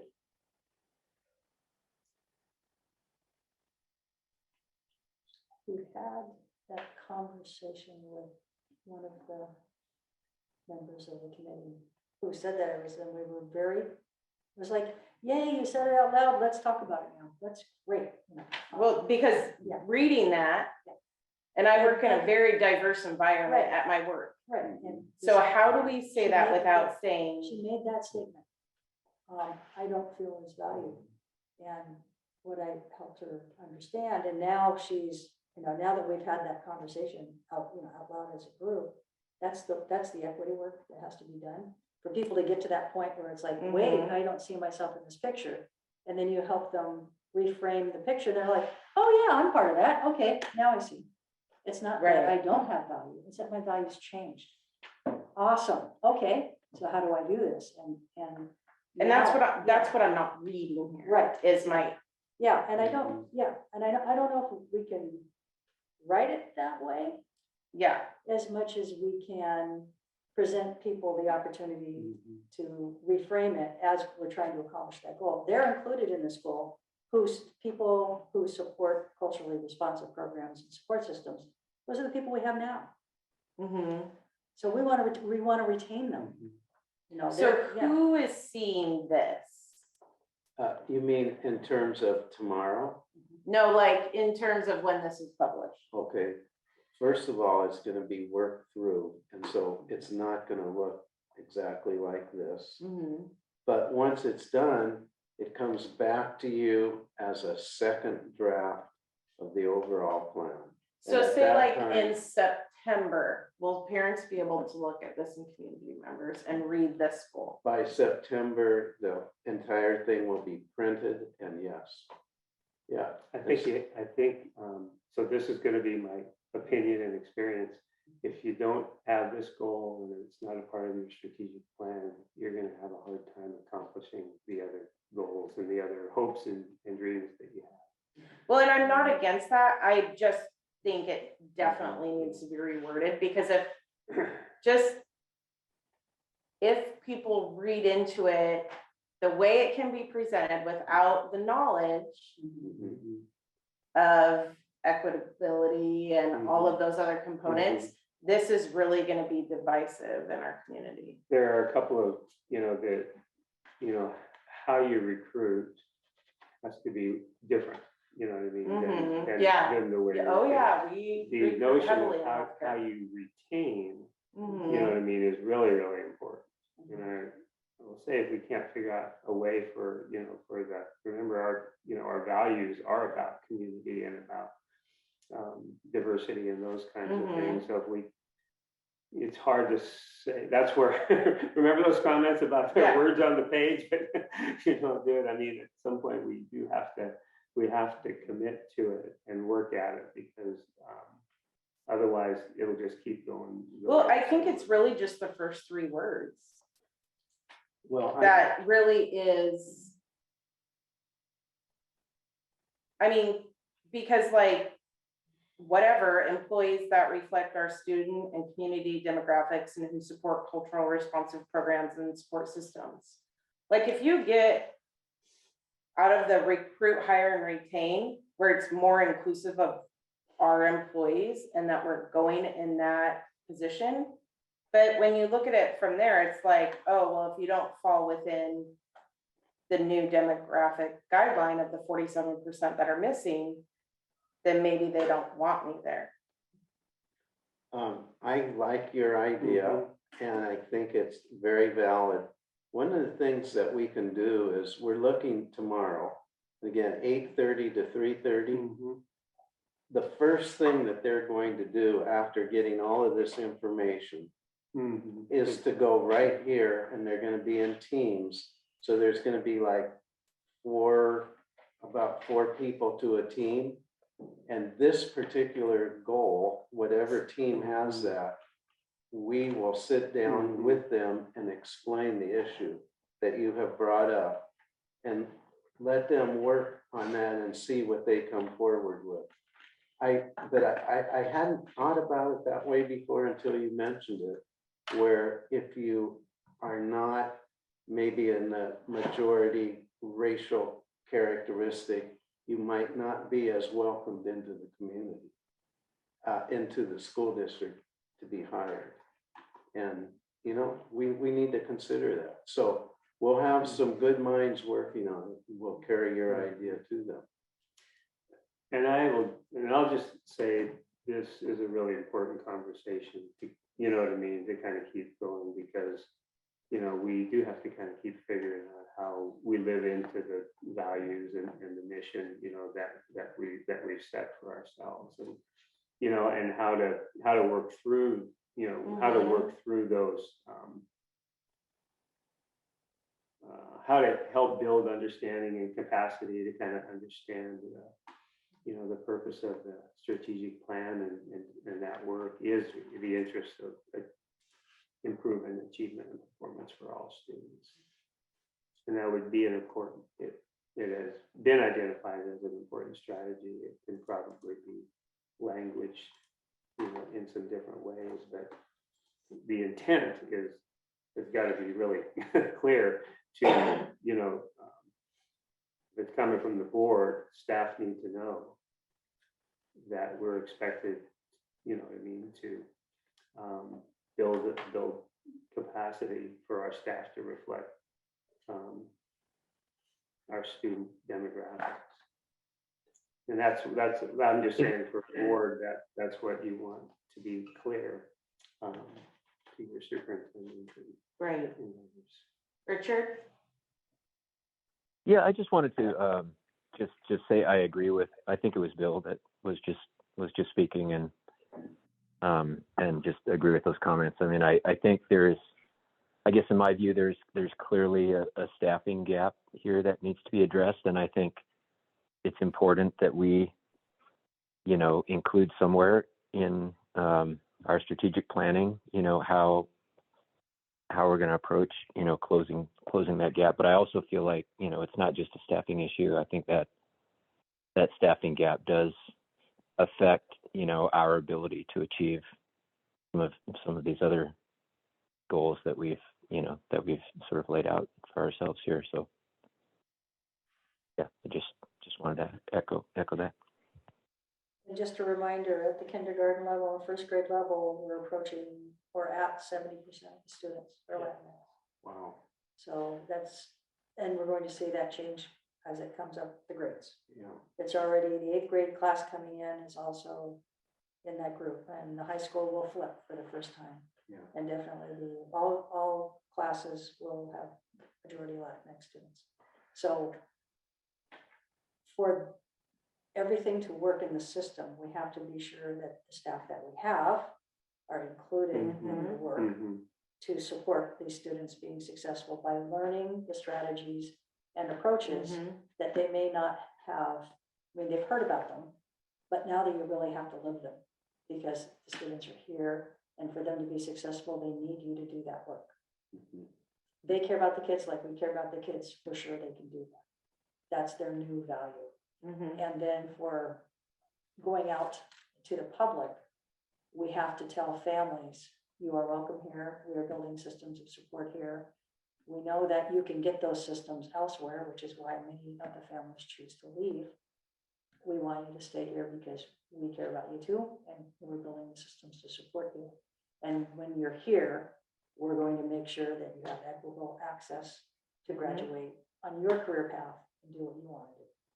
So that's a lift for all of our staff. It's not just, it's the staff that we have now that are just facing the change, the staff that we are attracting, and everyone in between also needs to have this conversation. And you said it perfectly. And the person in the meeting said it perfectly. What's my value here? Yeah. And, Well- yeah, and we're having that conversation now. That's the right conversation to have. And then everyone's like, yeah, okay, I'm all in. Now this person is studying Spanish. They took up, they're on their own and saying, I need to start learning a little bit of Spanish. I'm all in. I want to do this. And that's not the panacea for everything. But the whole idea that the person would go from I'm not valued to I'm all in and I'm doing things now so I can better support the students and their families. That's exactly what will help us be successful moving forward.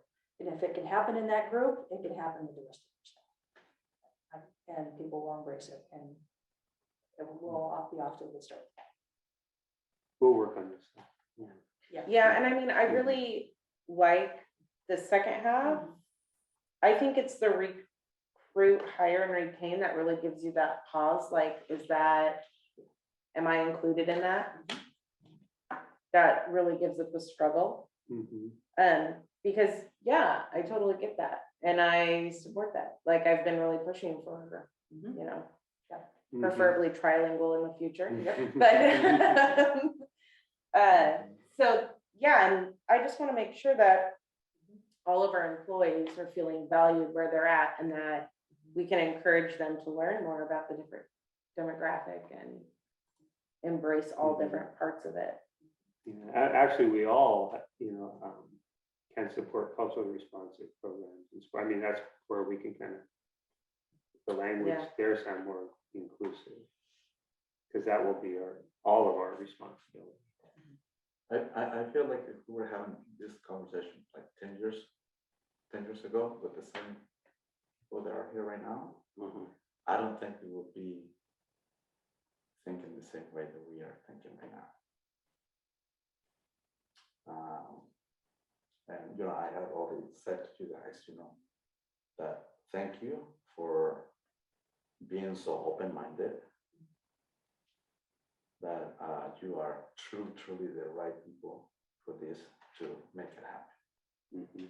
So and I see that, but if I read that reflects our students and community demographics, I like that part. it's including everyone. I just don't like the first three words. Recruit, hire, and retain. It sounds like Preferential. yeah, it does. It sounds like a preferential staffing type of a thing. And maybe it's because like in healthcare, that's a sticky spot. Yeah, the demographics of the person that really said these three words were someone who wanted us to think about the staff that we have and how important it was to retain them. So we captured that because it was really important to her. Yeah. And those are the three words that she said that to share with everyone, and that was the only thing that she put there. Recruit, hire, retain. She might just have to sit and have coffee with me. Yes. Yeah, and everyone made wonderful contributions about that, and the rest of it, and we didn't want to lose that. And she was like, it's not just about, and she wasn't thinking about it, about being separated. She was thinking about it systemically, that in our district, we really need a solid HR system that's focused on the culture of the district and the climate and supporting staff and all those robust systems that larger districts have in place for the recruitment and the retention thing. And she says, that's, staff would love to have that. So that's why she emphasized that. And she said, in this context, that gives us all something very common to unite with and to talk about. Kid-centered and inclusive So it was a very powerful moment with the group, and everyone was like, yeah. So. Little aside on this, Yeah. Bill and I have kind of agreed that we need a foundation, right, Bill? And one of the things that a foundation can do is to work on that grow your own program, where you get students of color, in this case, maybe around the sophomore year, that you see could be individuals that could become aides, teachers, etc. And through your foundation, then you help them go on to get a certificate or get a degree, because you have already identified them. They live in the community. They'd love to be able to work here. And it's a really, really nice way of working on this, making something like this happen. I would also say that districts that do this, that are near you, are going to continue to take students away from you. You're going to lose students, in my opinion, to districts that are more reflecting the base of their students in their community. And we,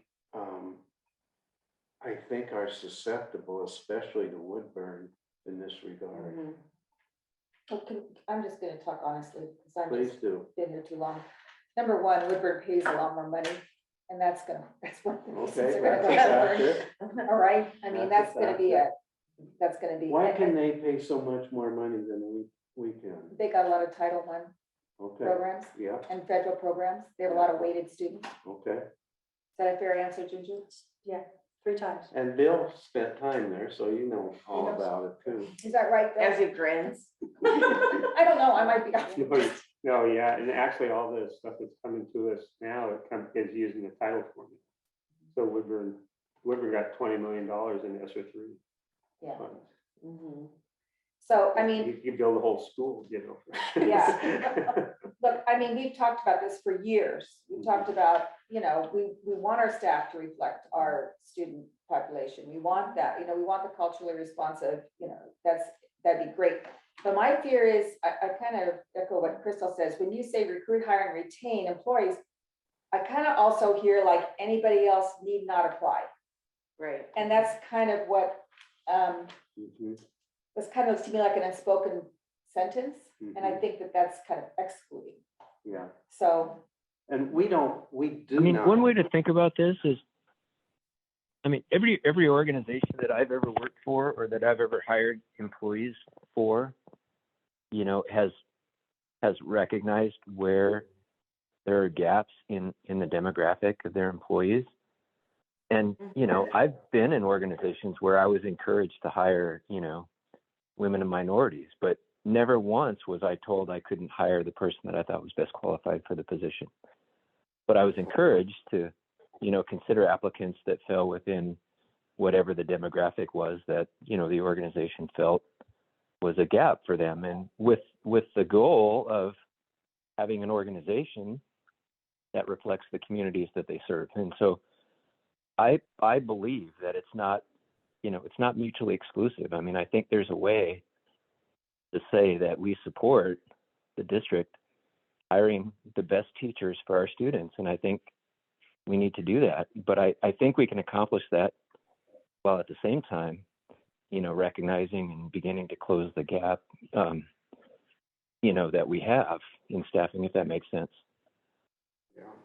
Yeah, I would agree. I mean, we have hefty differentials for Spanish speaking, Marshallese, Chuckanese, Philippine, what is that, Filipino?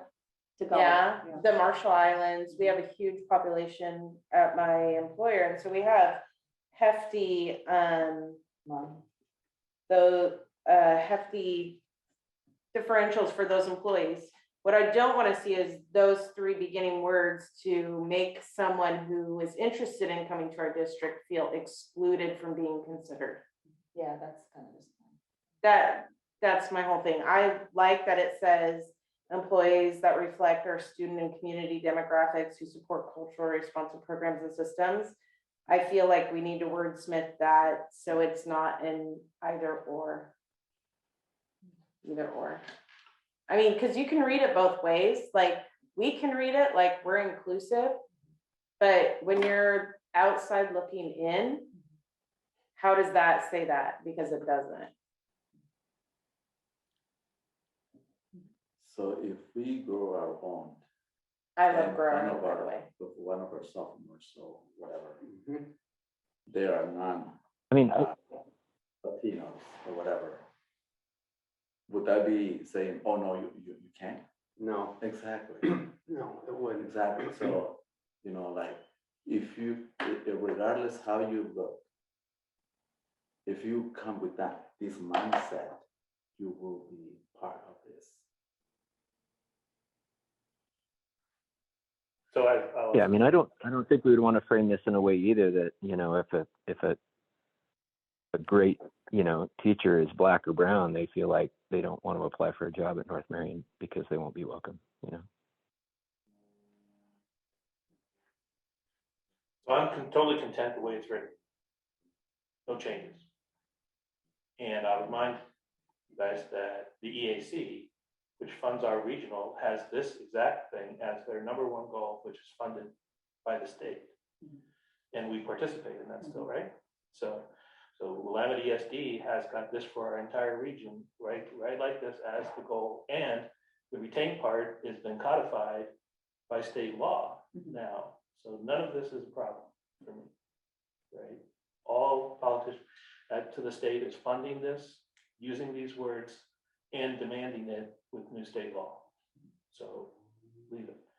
The third goal, before we run out of time, right, is who. Your first sentence, at least on this page, is missing a subject. Yeah, and remember, these are gonna get Yeah, I understand. bigger. But I want to know what we're talking about. Who is going to have high expectations? Who are we hoping has high expectations? Who are we targeting for this goal is what I would like to debate. Right. Who would you like to have The community. to have high The expectations? community. Right. So it's not just the teacher in the classroom, Not the it's teacher. much broader. Yeah. Yeah. Matter of fact, I expect the teachers who are working in education to have high expectations because that's their career. Yeah. It's the community that I want to have a goal that we set. That's who we want to drive to expect high expectations from this school. Yeah.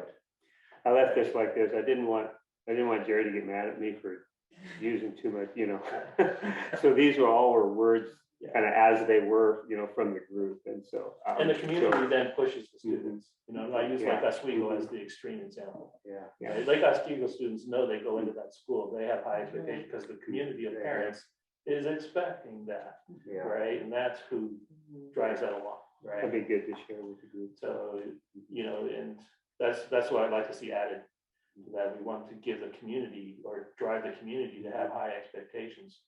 And that follows along to your comment about, but I went to an NSBA conference and I have one takeaway, Yeah. actually comes from Pendergast District right outside of Phoenix, it's in Phoenix, Arizona, which is one of the highest rated school districts in the country. They gave a huge presentation that was really cool about having their document based on the model student as the student progresses up until the model graduate, right? And then they have this whole very simple document. It's not wordy, and they brought it and they presented it. And it was quite interesting, where they have the model student, to which I texted Ginger while I was watching this in fascination. And then so then I asked the question, okay, so then that should then drive the model teacher that produces that model student. Yeah. And then those are actually your goals, right? And I was really fascinated by this presentation, and that's how they run. And they are the top school district. And I don't know if you heard of them. Their superintendent was there. They have a school board member, a woman who's been on their board 37 years and been fighting for this, right? And they are 82% Spanish speaking. Just fascinating way to do things, and I've always talked about that, where I've done in the FBLA, I've taken all the business teachers up to Portland State to get this is our model freshman, This is what our model freshman looks like, who has a high probability of success, Mhm. right? So that these high school teachers could say, should be our model product. It didn't go anywhere, but I tried, right? And, so when we say high expectations, that's fine, but that document of what is your model student look like, which then drives your whole curriculum, which then drives these other things, is kind of cool. And so I just throw that down, that was a great presentation, in my opinion. And I'll stop. That's good. Yeah, Was that a couple of years ago? This was Just last year. this last month, Mhm. right? I thought maybe Linda Reese shared Yeah, she was something down like there. She that was down with there. me, yeah. So she- Yeah, Heidi Syke was sitting Yeah. next to me, and we Yeah. had a very intense conversation Mhm. about this concept, Mhm. right?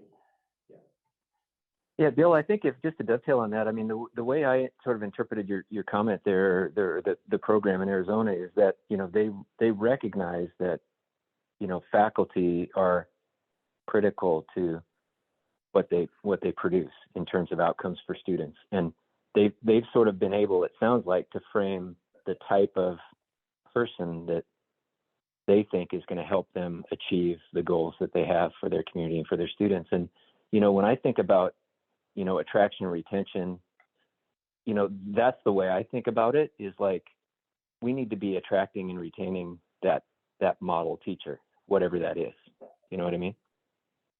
I love those words way better than these 3 words. But it also takes you to a point where you can get cynical about it, which Ginger pointed out to me, that now you need who's the model parent? What's the model parent? Right? I know that. I want to interject with one thing.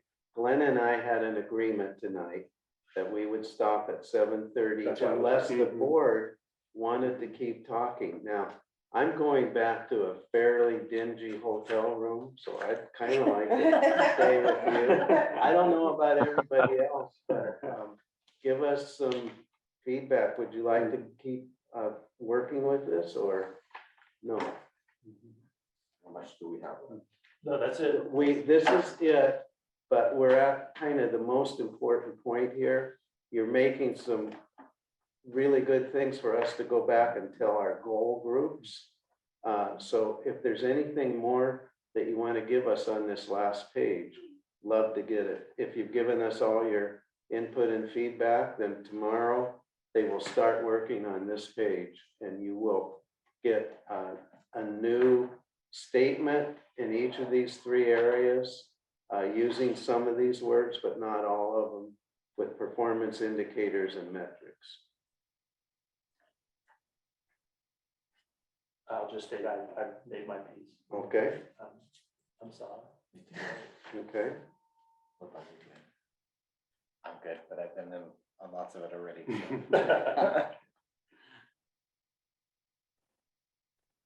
What is the gentleman's Richard. name? Richard. Richard, how about yourself? Anything more? to No other tell us? comments here, and yeah, no, I appreciate all of the hard work, and no additional comments here, and thank you all for bearing with me on the phone tonight. Appreciate it. Definitely. Ladies, anything else for the good of the order before we leave? Again, this concentrating right here is the most important. On the last page. This is Yeah. for the front page. No, I just, I really, the one time I said, and you guys, you were talking about this idea of belonging. And I Yeah. really like that. I really like communicating that idea of, it's one thing to be unified, but it's one thing to feel like you belong. Because I think that that's really important. So I just, whatever we do, I don't want to send a message that you don't belong. So Yeah. frankly, as a white middle-aged woman, I might read this first top thing, and I might think, oh, I don't belong here. And I just don't want people to feel that way. But then I totally hear what Bill's saying, and I hear what everybody else is saying, and I don't want that to, I'm not saying that's wrong either, so I don't know. Well, like I said, we've got some really smart people working on this. We're gonna give them your input and I'll bet they'll come up with something that's acceptable. But I really love everything else. Good. I'm wondering about when you say implement an effective prenatal to 5 years. I just see a lot of dollar signs there. Or preferably not formula, is that what you're saying? Well, I don't know, I mean, like, that's I I guess that's where you get other, community and Well, government programs maybe going, I don't know what that looks like. I'm just curious, prenatal, what do you mean by prenatal? Is that like- can I, Or is it early childhood? Before birth. Before birth? Yeah. Well, I know what prenatal. I know, but I mean, that's what they. Yes, so I mean, that's what- it So, was- so it was part an of, early- part of a program of early childhood Mhm. is to have mothers, expectant mothers, start their education process about being a mother and what to do and. yeah, it's like And how to parenting communicate classes, support. Right, like right, right. there are things out in the world that talk about a health hub at the school Mhm. where people can learn how to be a parent, learn tools to have success, learn how to, set your child up to have a successful education. Because a lot of people, I mean, I still know a lot of people who do not believe the importance of preschool. A great example of this is David Douglas. They have this program at 2 of their Oh, yeah. elementary schools. Eric It's quite successful. It gets the community involved at an early family start. And it really helps the community, which gives the school district a huge thumbs up because the community knows this is being provided. So, but David Douglas is your best example of this, right? And Oregon, Gladstone has one too, really, childhood center. It's also attractive for staff. Yes. It's a good way to attract staff when you have a program like that, especially if you can get them to live in the district, which we want. Yeah. And then that provides a place for students to learn how to be teachers as well. So it's part of the teacher pathway program. And it's also a way to find young parents who also are looking for work, who could be employed as support staff in programs, especially if they're bilingual. That's a nice thing to have too, right? Right. Bilingual or not bilingual, it's just a nice way. And then those support staff could maybe become an instructional assistant someday.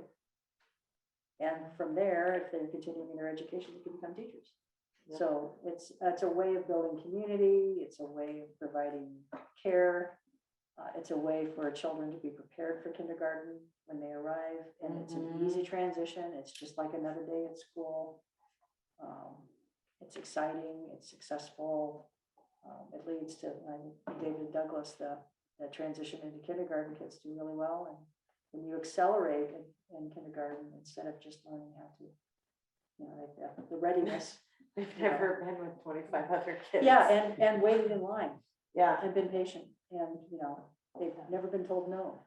And, I mean, it's all sorts of things. Yeah. Yeah, so anyway, so it's nothing that can be afforded unless because there's no support for that directly in the K-12 system. So it would have to be government funds and stuff. EAC is doing some of this. Some of it, Granting money. Educator Education Advancement Advancement Council. Council, yeah, Right. yeah. And the early learning division. But that's where the money's coming Yeah. from, to the early Yeah. learning division. It's a wonderful program. And we've been looking at trying to start a hub here, but we haven't been able to get any traction. So I have a question. We were talking about the perfect student, the perfect teacher. I would like you to paint me a picture of the perfect number 2 as you see it happening in North Marion. Because again, there's a lot of big words there, and I get the sense, I think, but I would like to hear from you what you would see as a perfect number 2 on the school here. Oh, Yeah, that's a good. Because we've talked about alignment, Like we've this talked about right. alignment Never being, heard you? What do we and I do? don't mean to put you on the spot. no, but, I don't mind, no, I just, And I don't know how you, I mean, Yes. you guys came to these, Yeah. sort of as a group, so it's not directed specifically at you, but. I thought we were already doing goal number 2, actually. we were working on that, but it was a journey that never arrived at a destination. I know, that's what. This I has thought been we the were- journey since Boyd. I remember we hired Boyd, and that was one of his first things he stated. We're gonna get our arrows aligned. I remember that, right? Yeah. getting our arrows aligned. So that's why he All going in the same. that's why he realigned the whole management, the administration staff was to achieve that. Yeah, and I'm trying to align the arrows based on this. And I don't want to align arrows until I know what we're doing. No, that's good. That's And good. with that in mind, the perfect number two for people who are watching or listening, we're talking about the second goal on the page. Not Amber Heard. Yes, which is implement a Thank you for that. coherent and coordinated K-12 curriculum Only we were talking that about integrates that, right? research-based, culturally responsive instructional strategies. You can buy it because there are model curriculums that deliver big time on this, but they're very, very expensive. And they require phenomenal investment and ongoing investment. And the International Baccalaureate Program delivers on this worldwide, no matter where it is. You can't beat that for an educational opportunity. I don't know that we're ready for that yet. But at the same time, the most important aspect of this is the results that children see.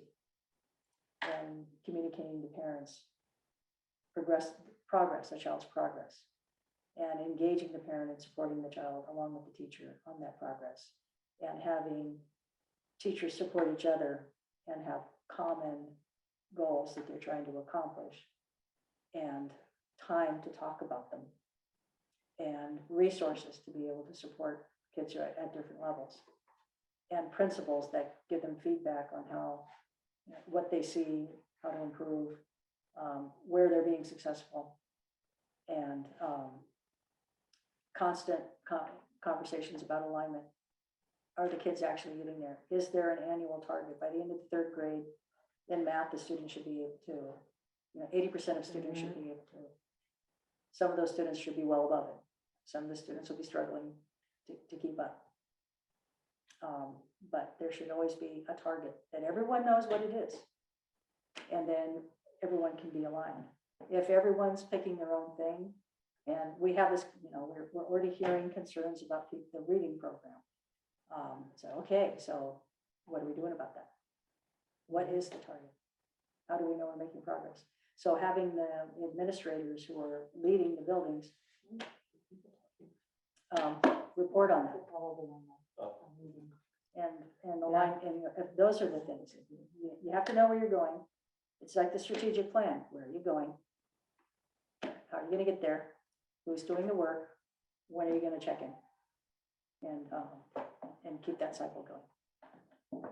And so we're, we can do this, the second outcome, but we have to build it. And we have to build the staff's capacity to do that. We have to fairly give them the time that they need and to support high quality professional development so they can do that. And it's not PLC stuff. It's not a weekly meeting about teaching and learning. It's much more than that. So that's what we'll work on with them, figuring out how to do that. And at some point you may decide, maybe we want to run an IB program. Maybe we want to have that. That's challenging for all students, accessible for all students, evaluated the same way, externally evaluated for most exams. So you're not grading your own students. Other people who teach the same thing are, which validates what you did as a teacher. Yeah, there's that has different levels of accountability. They're really good for kids. Well, I feel like, So, I don't know. I agree with you on a lot of those aspects. And just to add to it, I feel like we have started a lot of like rigorous programs, but we don't have a solid baseline and a solid check-in. And I really struggle with that. Yeah. Like we put a lot of, support behind the new math program, but we haven't really seen how we're doing or where the impact's been made. Yeah. And it's like, as we're getting ready to put in the new reading curriculum that they'll be bringing to the board, I'm really struggling, like, where's our baseline? Where are we gonna see our impact? Where are we gonna, I feel like we shell out a lot of support and in money and in time, but I don't see the data backing up the difference, and Mhm. that's a real struggle for me. Yeah, and we would like teachers to also struggle with that, to think about that.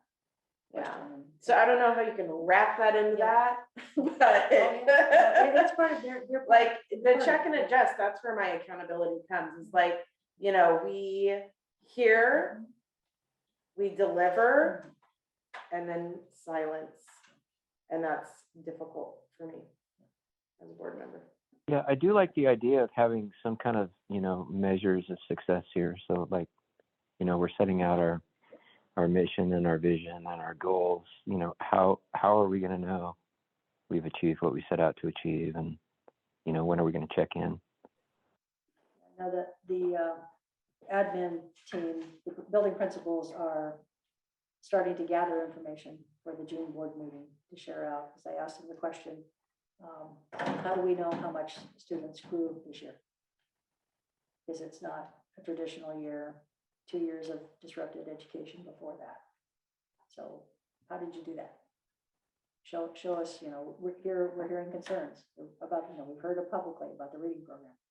So, okay, you must have something for us. Show us what you can. Explain to us what you know, what you learned this year. And, what you would like to build on for the following year. Because it's, this has been an extraordinarily challenging year. On top of 2 previous years that were completely disrupted. So we're not even sure what's a reasonable expectation, except to say, how were you able to measure the kids' grew? What were they able to accomplish this year? What did you do? So that's what they'll be bringing to us. And they have some, maps data. They're using new tools. But I'm looking forward to seeing what they bring forward. Remember, these are just the goal areas. Part of, there will be performance indicators under each goal, and then there'll be action plans under each performance indicator, and that's what really kind of defines, Well, and thank you. I didn't mean to put you on the spot. I just, No, I wanted to that's see great. what, I kind of wanted to see what, because 2 is near and dear to me, in terms of, especially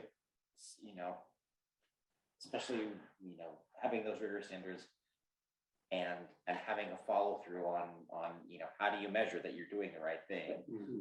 Because that's equally as important as follow up on it too. Yeah. So I kind of just your vision looking forward as to, I might be a little bit horse before the cart, but kind of in a perfect world, what would that look like? So, Yeah, in the perfect world, we would have a rigorous, challenging, engaging,